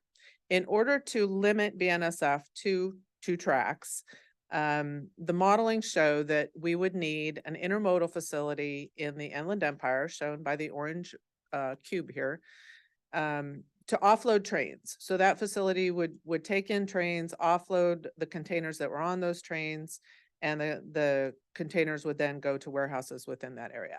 We also proposed a component that's referred to as the Linwood component. It's in the green, shown in green in the upper right corner of that map, which would be for staging tracks. Diving in a little bit more on the next slide, the intermodal facility was proposed at Colton. You can see it would have been fairly large sized in order to bring the trains in, offload them. But we needed to take about 10 trains per day off that corridor to limit the freight to 2. And then we also proposed Linwood staging tracks. Next slide. As I reviewed when I was here, I think it was June, we received a lot of public comment on that proposal. And there were a lot of concerns and opposition. We held a 30-day scoping period in 2020. We continued to reach out and talk to folks about that proposal. We received a lot of comments, particularly on truck traffic in and around the Colton intermodal facility, air quality that would be associated with that, and environmental justice concerns. Next slide. As a result of that, the team went back and took a look at what else could we do within the corridor. So we prepared a supplemental alternatives analysis that we have finalized and are ready to release this week, maybe later today, if all goes well. We are prepared to release that. So I'll summarize what we're proposing in the supplemental alternatives analysis. Next slide. We studied 3 build alternatives: shared passenger track alternative, which is the top line, and I'll go into that in a little more detail. We looked at a tunnel alternative, which is the purple middle line, mostly along the I-5 corridor. And then we also reviewed possibly using a Union Pacific alignment for a build alternative. It is the lower of the three lines on that map. And then we compared those 3 build alternatives to the 2018 alternative that had included Colton, as well as a no build alternative. So our SAA will detail what these different proposals are and what our analysis was. Staff is recommending, next slide, we pursue as a build alternative, what we're calling a shared passenger track alternative. So instead of a 2+2 operation, we would share the passenger tracks with freight.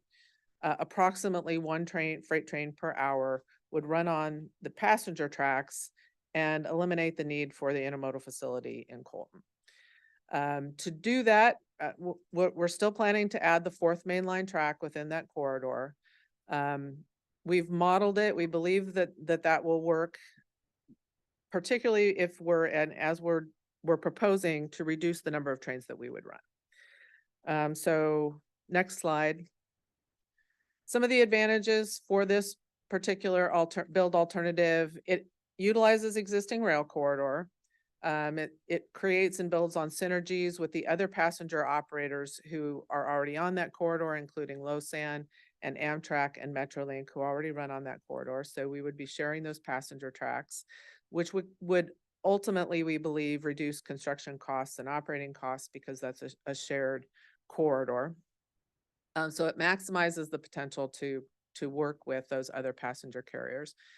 And by reducing what we're proposing, instead of 4 trains per hour per direction in that corridor, we're proposing 2. And this is not terribly inconsistent with what we're looking at from a system-wide perspective. The system-wide perspective has been reduced as a recommendation for 3 trains per hour. We would just be stopping 1. So one of our trains would not be going all the way into Anaheim. And we believe that with this proposal, we can meet or even exceed the 2040 passenger rail operations objectives. So the one thing about this that I will also add, this particular alternative, and the next slide, we are still anticipating a need for some staging tracks in the high desert. So maybe not so much as Linwood was proposed. We actually went and looked at sites where we could put staging tracks that would meet this need for mitigation. And what these staging tracks allow us to do are hold freight trains in the high desert. So when there's congestion on that corridor, the train could be held, or when we're doing construction. And so we're anticipating the need for mitigation in the form of these staging tracks. We identified 2 sites that we thought would be feasible and work for this operation, and we're proposing to study those as part of this shared passenger track build alternative. That would be studied in our draft environmental document. Next slide. The 2 alternatives that we did not recommend, or that the supplemental alternatives analysis is not recommending move forward, were roughly 3 to 5 times the cost of the shared passenger track alternative. The construction time would have been significantly increased. Operations and maintenance for a sole operation system would have been significantly increased. There are challenges to tunneling with respect to removal of the spoils. And there were no opportunities for intermediate stations and building upon the other passenger rail operations. So the next slide gives a table summary, if I'm in the right place. Yep.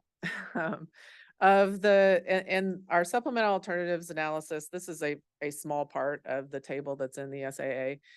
But this is kind of a highlight of some of the things I've talked about that we believe are key features of the shared passenger track alternative, including reduced costs and those synergies with others. Okay, next steps is in the next slide.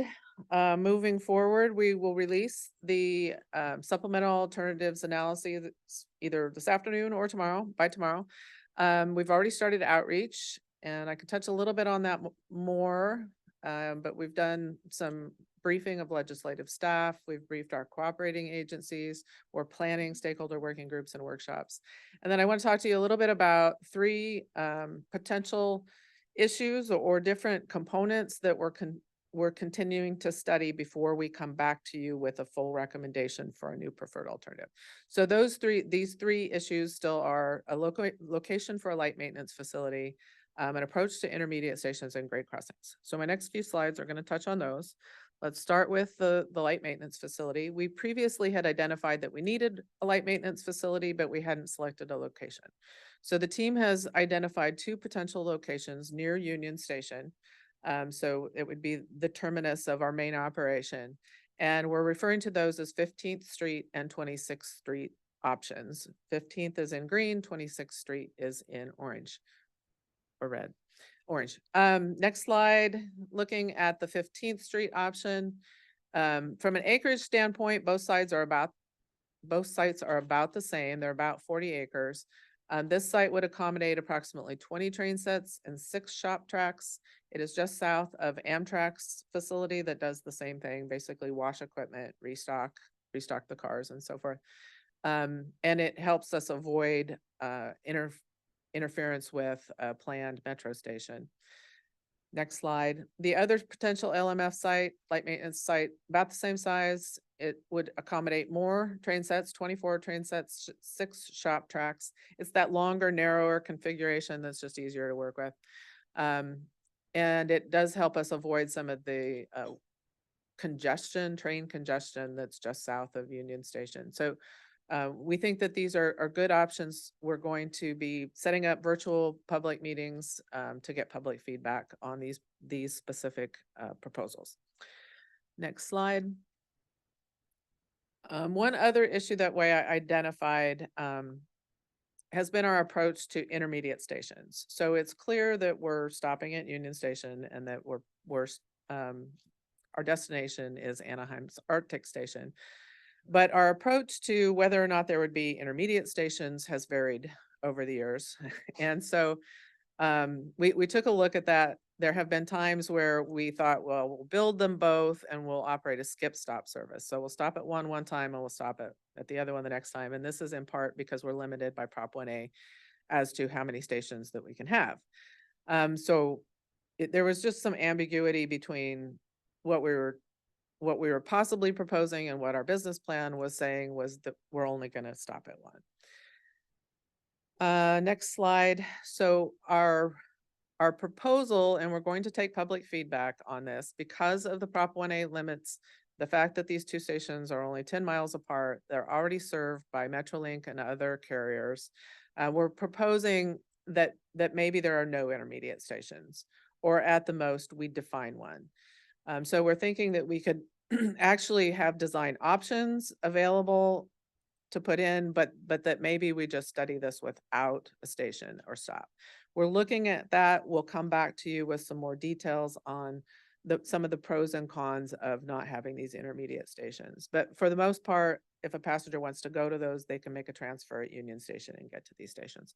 So we'll be back with additional details on those, hopefully early next year. Next slide. The third and final issue that we're taking another look at is our approach to grade crossings within the corridor south of Fullerton. So if you recall the main map, BNSF trains in that BNSF corridor continue to go straight. And that main corridor will be 4 tracks. But once we turn south at Fullerton, it's only a 2-track corridor, and we're really not proposing any additional changes. So what's currently a 2-track corridor, which was fairly recently upgraded by its owner, which is Orange County Transportation Authority. They upgraded it with safety improvements. We would just be coming in and putting catenary in, and the disruption of a grade separation, while they're nice sometimes when they're done, it requires a lot of property acquisitions. And so we're going to take a look at whether or not it makes sense to just put in the 2 that we need. So the previous design proposed 7 new grade separations. We need 2 grade separations for our design to get into the Arctic Station. And we're going to take a look really at the pros and cons of maybe leaving some of those other crossings at grade and studying in our environmental document with them at grade rather than grade separated. Next slide. I think has a map on it of that corridor. You can see there are a lot of at-grade crossings. There were 7 proposed previously in 2018, and we're thinking we need the 2 at the end, but it is possible to leave those others at grade and study the impacts of that corridor with those remaining at grade. And with that, I'm going to talk about next steps. So we've already started some outreach. We have a stakeholder working group planned for November 8th. More public meetings we are planning in November, late November after Thanksgiving and early December. Those will be posted on our website when we get specific dates and venues locked in. So our website will post those meetings and when they will be held. And then the next slide gives you a high level of our process for finishing this environmental study. So our SAA being released this week, we hope to come back to you at your first board meeting in 2024 with a recommendation on a preferred alternative, and we'll go into the pros and cons of those issues that I mentioned. We should have an admin draft out in the spring and the draft environmental document fall of next year, and still be able to make a target to get this environmental document completed by the end of 2025. And with that, I'm ready for questions. Thank you, Ms. DiCamillo. Any questions for LaDonna? I'd just like to make a recommendation. I know you're gonna study the intermediate stations, but they're just too close together to make any sense, so. Yeah, and to be clear, it's going to be either none or one. So, but which one it will be is what the team kind of struggled with, because there are a lot of impacts with respect to parking. And so if we come in and put a station, there are impacts to that. So we want to do a preliminary analysis of those impacts and whether or not it makes sense to have either of them. Mhm. Yeah. Any other comments, questions? Yes, Director Schenk? And, LaDonna, I unfortunately know this corridor really well. And I just want to echo what Jim said. That corridor, let's not forget, this is high-speed rail to go from north to south. And I know this won't impact eventually the San Diego terminus, which Right. should have been the original terminus. But anyway, having any stations there just doesn't make sense to me. This corridor is well served by Metrolink, Lausanne, every other, and anytime I'm on the Amtrak, I mean, very few get on and off at these stations, and those that do are, as I say, are well served. And we got to keep in mind that any stop impacts our speed. And so just I, for one anyway, don't see the need to have an intermediate stop between Union Station and Arctic. But that'll be Great, up to great. you and your And- team to decide. Yeah, and I should be clear that we are not high speed in this portion because we are sharing those tracks with the other carriers. We can really only go as fast as they can, but agree. But it slows us down even if we have slows to make everybody a down. stop, Right. it It slows does us slow even everybody down. more. Yeah. Yep. I was gonna ask, Thank what is the speed? I mean, you can't go faster than Amtrak goes, right? I've asked that and it's not a simple answer, Uh, but Well, the design speed is different than the operating speed, and the operating speed will be very similar to the current operators, which means that segment is going to take about 46 minutes for right. a train. And so just taking out these grade separations would slow you down too, because now you're at grade. And that's just more Actually, the train dangerous. has the right of way, so the train speeds don't change whether it's grade separated or not. The impacts are to the traveling public, which is, I would like to study what those impacts are Right. and then decide if a grade separation makes sense, but for the train, it doesn't change the speed. But so are we adding 2 more trains to what's currently there? Or do Yes. someone 2 trains per hour. per hour? Mhm. That's a lot for those intersections, because I know them too. Okay, thank Yeah. you. Yep, we'll take a look at those. Any other questions or comments? I have a Hearing- question, Mr. Yes. Chairman. Yes, Director Scusia. Thank you. Ms. DeCamillo, thank you very much for the report, and the maps are very interesting. I used to represent that area in the state Senate. And let me tell you what the impact is of not having a grade separation. When you have things at grade, that means that cars are idling, waiting for the trains to get through. They're idling, idling and idling, and that causes obviously environmental repercussions. Now, I'm not saying you should have everything, grade separated, because I do understand how expensive that is.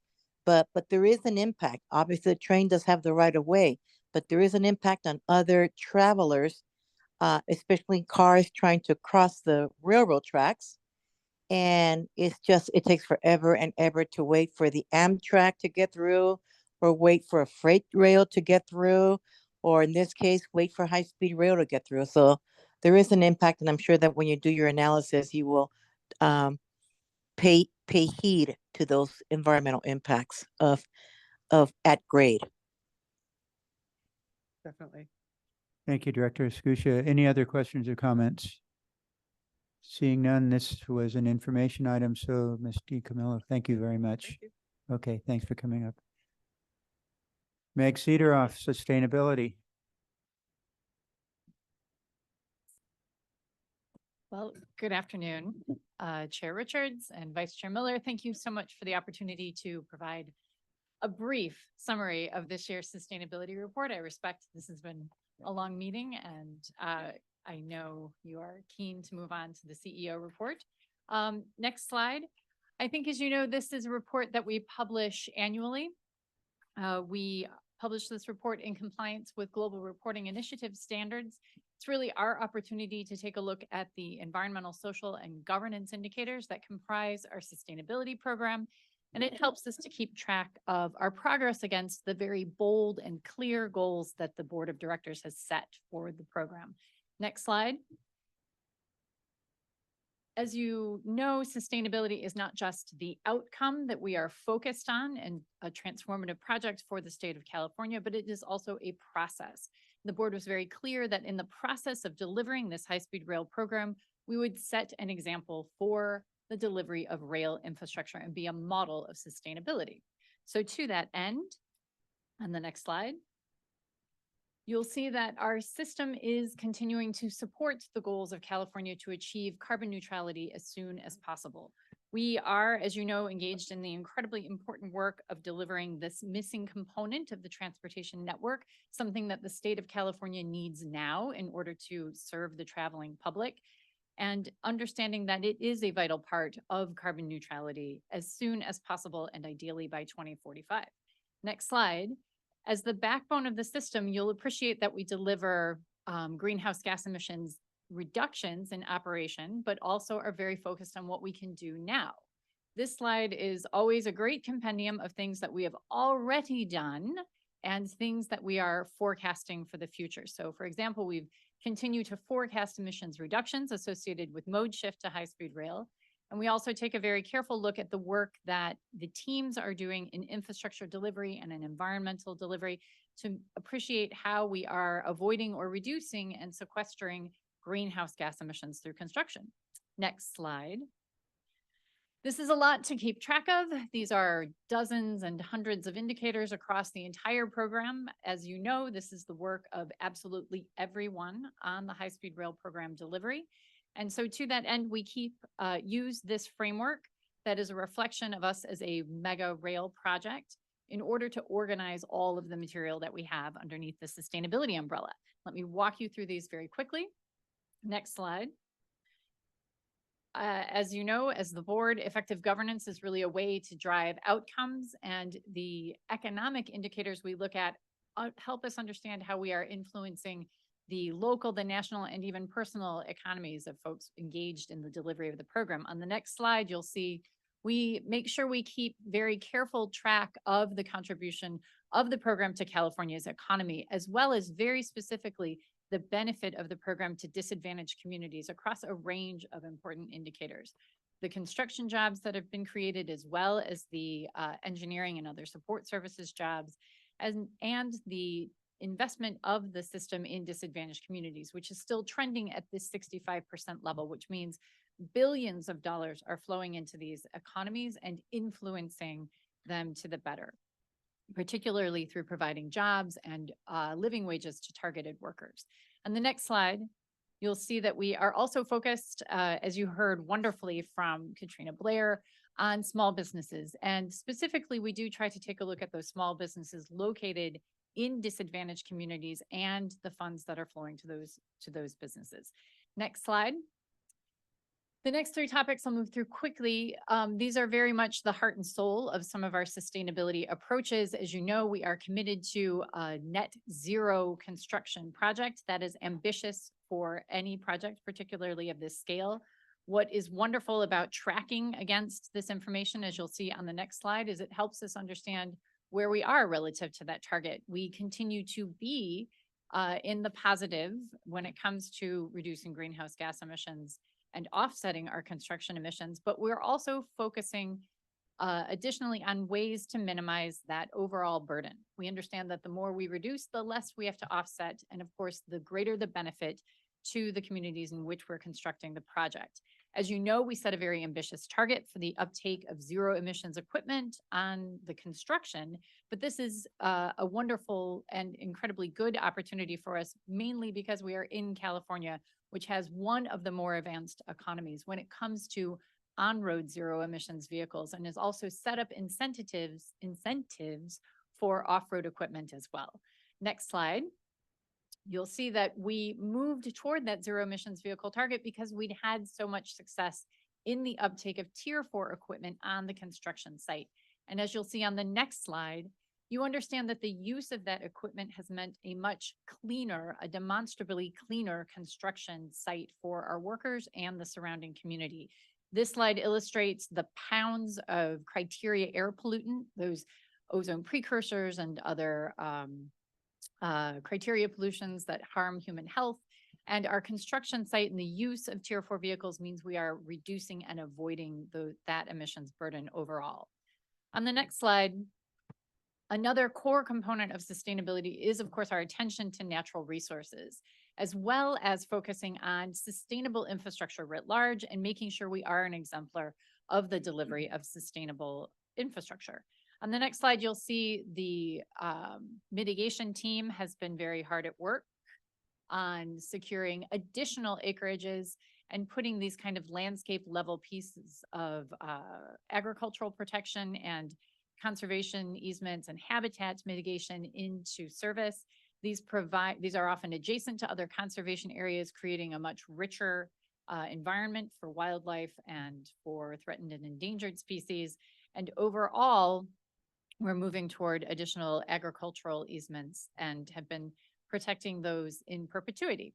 On the next slide, you'll see that one of our signature commitments has been to 100% recycling of concrete and 100% recycling of steel in construction, and then avoiding landfill with at least 75% and then 85%. And now we're seeing 95% total for the entire construction project. This is an element that the board should be very proud of. You set a very clear goal for construction. Your infrastructure delivery team has been very focused on not just delivering the project very quickly, but making sure we're honoring this commitment as well. This is returning materials into the construction cycle rather than just disposing of them in a landfill. And so concrete and steel are recycled or reused on the project, and then other materials are composted. That means we've only sent 5% of the material from construction to a landfill, which is a signature achievement for any project, certainly a project of this size. Next slide. We are also, as you understand, very focused on making sure that the infrastructure that we are designing for the next 100 years is ready to withstand what we are already seeing as a result of global warming and what we anticipate once we take a look at how global models have been downscaled for California. We understand the exposure of the system to a range of climate stressors and have taken steps codified or presented in a climate adaptation plan to make sure that the infrastructure is ready to withstand what's coming over the next 100 years. And the team is hard at work taking on board the new information coming out of the design projects and the extensions to understand the detailed work that team is doing. So I'd like to wrap up finally by looking at the next slide. As you know, the outcome of the system is to provide an organizing principle for growth in the state. We are providing a new network and a new means of mobility for people and interregional travel in the state of California. On the next slide, you'll see, of course, one of those components is the delivery of stations. And in the Central Valley, that has taken on a much greater momentum as we have a design team on board who are right now very focused on those concept designs and understanding all of the ways we need to lay out the stations so that multimodal access isn't just a nice thing that we say, but is actually manifest in design, making sure our passengers have a very clear path of travel from our platforms to buses, taxis, pickup and drop off, bikes, and of course, moving into the communities of Fresno, Bakersfield, and Merced easily, and helping to make the station truly a catalyst for economic development in these communities. I know you are looking forward to seeing station design work, and that is ongoing, and we'll have more of an update on that next year. Next slide. I know you heard this from Ms. Blair. You've also heard this from my other colleagues.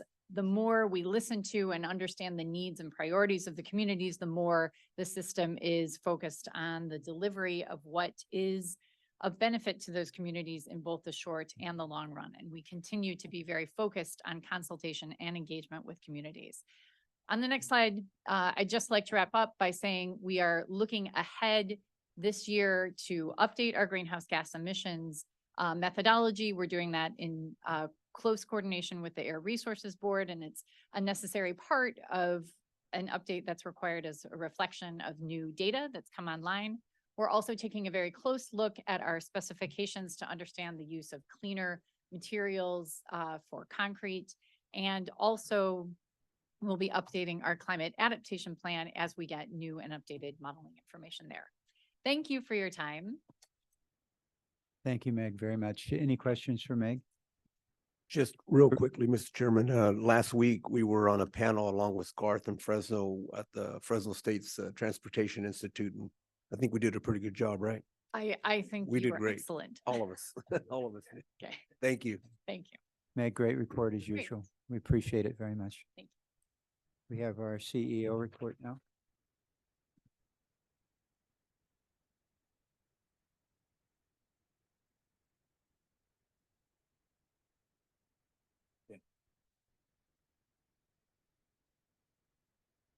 Good afternoon, members. Brian Kelly, CEO. I'm going to walk through a couple of program updates. Some of these issues were reported to the F&A committee earlier this morning, and I will cover some of those as well. As you know, whenever we have a change order that exceeds $25 million, I report it to the board. Here, we report it in the F&A committee as well. So I'm going to go through a couple of those that we've executed.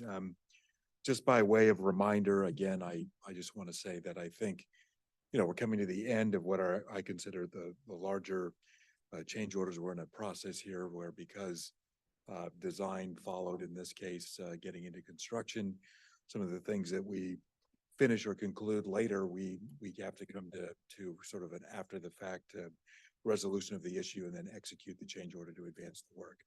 And so that's primarily what I'm going to report to you here. And I'm happy to answer any questions when I get to the end. Next slide.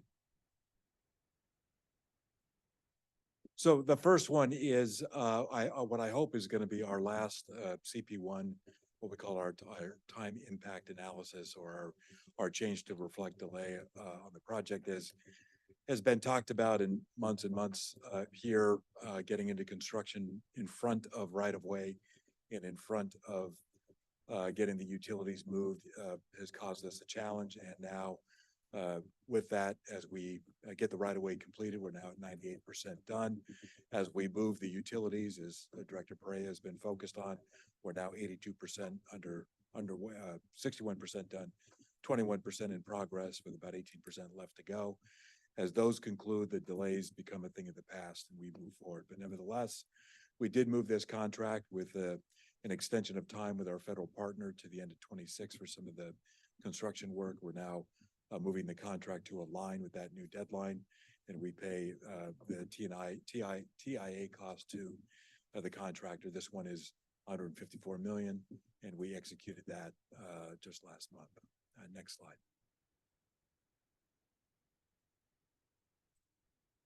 Next slide, please. The other issue is one that was also discussed this morning at F&A, and we've had some conversations on it in prior presentations. Of course, when COVID hit, we had global inflation reach a level that we hadn't seen in some 4 decades. It has not come all the way back down to where it was certainly before COVID. So we executed a change order for CP1 where we are budgeting an amount to cover escalation beyond what was in the simple contract, and in recognition of the fact that inflation is higher than it's been in a long time. So now we've budgeted an amount to deal with escalation on some of the costs on CP1. This $80 million budget is tied to the Construction Composite Index, which is an index for construction materials that is reported in what's called the ENR index. And so this is a budget item that we've also moved forward to be able to deal with escalation costs relative to the work that's going on CP1. Next issue. We've also executed an interim time extension for CP2-3. We've moved here about just 12 months of an extension on time. Ultimately, this contract will also conclude in 2026. And so we'll come back for what we hope will be the final TIA. But as we're working through that schedule in more detail, we wanted a little more time. So we advanced an interim TIA here, 48.2 million. And then we'll come back for a final TIA when we've locked down additional parts of this schedule on CP2-3. Next slide. The Conejo Viaduct is a viaduct that we've been in work on for some time in 2-3. There are some requirements from the freight partner on separation between the high-speed rail system and the freight system. So the authority directed some changes to that design. The approval of that resulted in obviously the change in the scope of work. The approval of this interim change order does allow the authority to compensate the contractor and advance the work. And so we move forward on this change order. And again, it was to comply with requirements primarily of the freight operator who is operating near and adjacent to the high-speed rail project. Next slide. Tule River Viaduct, again, based on a BNSF freight direction, we've revised the design for the Tule River Viaduct section in a couple of ways.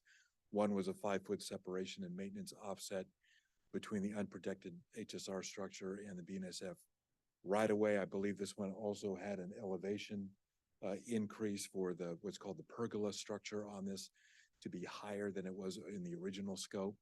I think this is one where the original direction to change the scope was executed in 2017. And so now we're just coming through with the final change in scope and the costs associated with that. This one is 42 million. And then we have one last one. Next slide. I'm sorry, that is the last one. So those are the series of change orders that we've executed is in the last month between our last hearing and this one.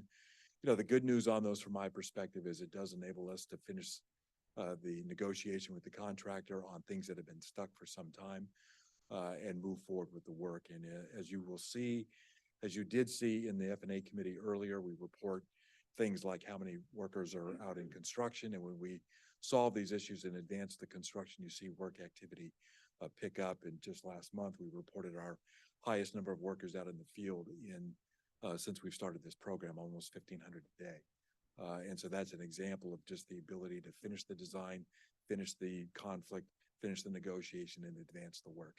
And that's what we're doing. This is just another program update unrelated to that, sort of better news. We have an Industry Awareness Day coming up. You heard earlier today, and you walked through with Bruce Armistead, our Director of Rail Operations. You walked through our procurement schedule for breaking up our procurements for different parts of our system going forward. We're going to meet with industry on November 15th, not just on the track and systems design, but more broadly on the array of contracts that we'll have coming up, procurements we'll have coming up to meet our operation goals. And that is coming up Wednesday, November 15th. It's at the California Department of Healthcare Services Auditorium. See the address there. And again, the purpose is to provide information on the current and upcoming procurements aimed at delivering the first 171-mile operational segment, to raise awareness about the authority's project throughout the global high-speed rail industry, facilitate collaboration and cultivate a competitive procurement process, also to work through with our small business partners, goals and objectives and our requirements for each of these projects, and of course, to answer any questions live and in person with our team. So this is coming up on November 15th, really for all of our upcoming procurements. Next slide. We did have a delegation visit with our management team and Director Gilmetti joined us. We were invited to go to London from the British Trades Department and the French Consulate's office. And so we traveled to England and France. And, you know, for us, it's an example or an opportunity to see where we want to be, to understand some challenges they had in developing their high-speed rail systems in developing their stations, some of the benefit of their stations in terms of transit development oriented opportunities, ancillary revenues that we can generate through station development done the right way. And so we had very intensive and good conversations with government leaders, business leaders there, and then toured a lot of sites, construction sites, stations. I think Meg Cederoth visited on the order of 13 stations in just a few days. And so we also walked through their funding challenges and opportunities, the things that they brought to the table to fund their systems, their procurement strategies, things about how you integrate the different parts of procurement to make the system work as a whole, construction challenges, systems integration, government to government relations. All of these things were part of our trip, and it was very educational. I think we brought back to it some things that we want to consider as we go forward, certainly in station design, but I'd also say in some opportunities to figure out how we stabilize funding for this program going forward. And I think they had some ideas that we're interested in examining further. Next slide, I think it's just pictures of the trip. There's shots of us looking at different construction elements and meeting with some of the government officials there in Paris and in a town called Angoulême in the southern part of France. Next slide. I just want to make a couple of recognitions. This one is to Director Camacho. Ernie Camacho was recognized last month at Mobility 21 as the private sector Person of the Year at Mobility 21. A bunch of us were down there for that conference for a lot of reasons, but it was nice to see Ernie's recognition. It was well earned. And obviously he's a bit of a legend in Southern California when it comes to transportation and infrastructure projects. And it was just something that I wanted to recognize for all the board members. And the other one I'll mention, I don't have a pretty picture of it, but I do want to say that our own Director of Strategic Communications, Melissa Figueroa Chichurka, I was invited last Friday to go down to Cal Poly, where she graduated from, and she was inducted into their Department of Journalism Hall of Fame. And I was happy to give her an introductory speech for that. So I also want to recognize that. And that concludes my presentation. Any questions for CEO Kelly? With that, Thank you. that is the end of our agenda, and we will be now adjourning to closed session.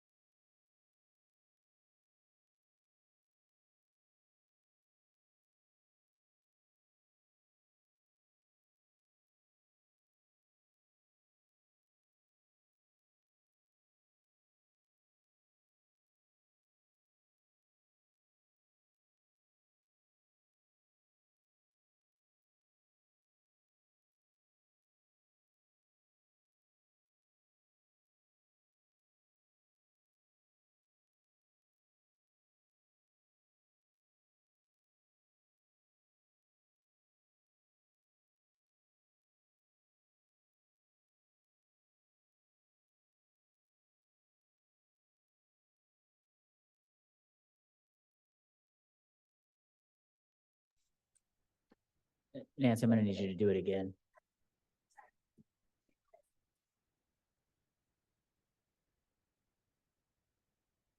We are returned from closed session. There are no items to be reported and we are now adjourned.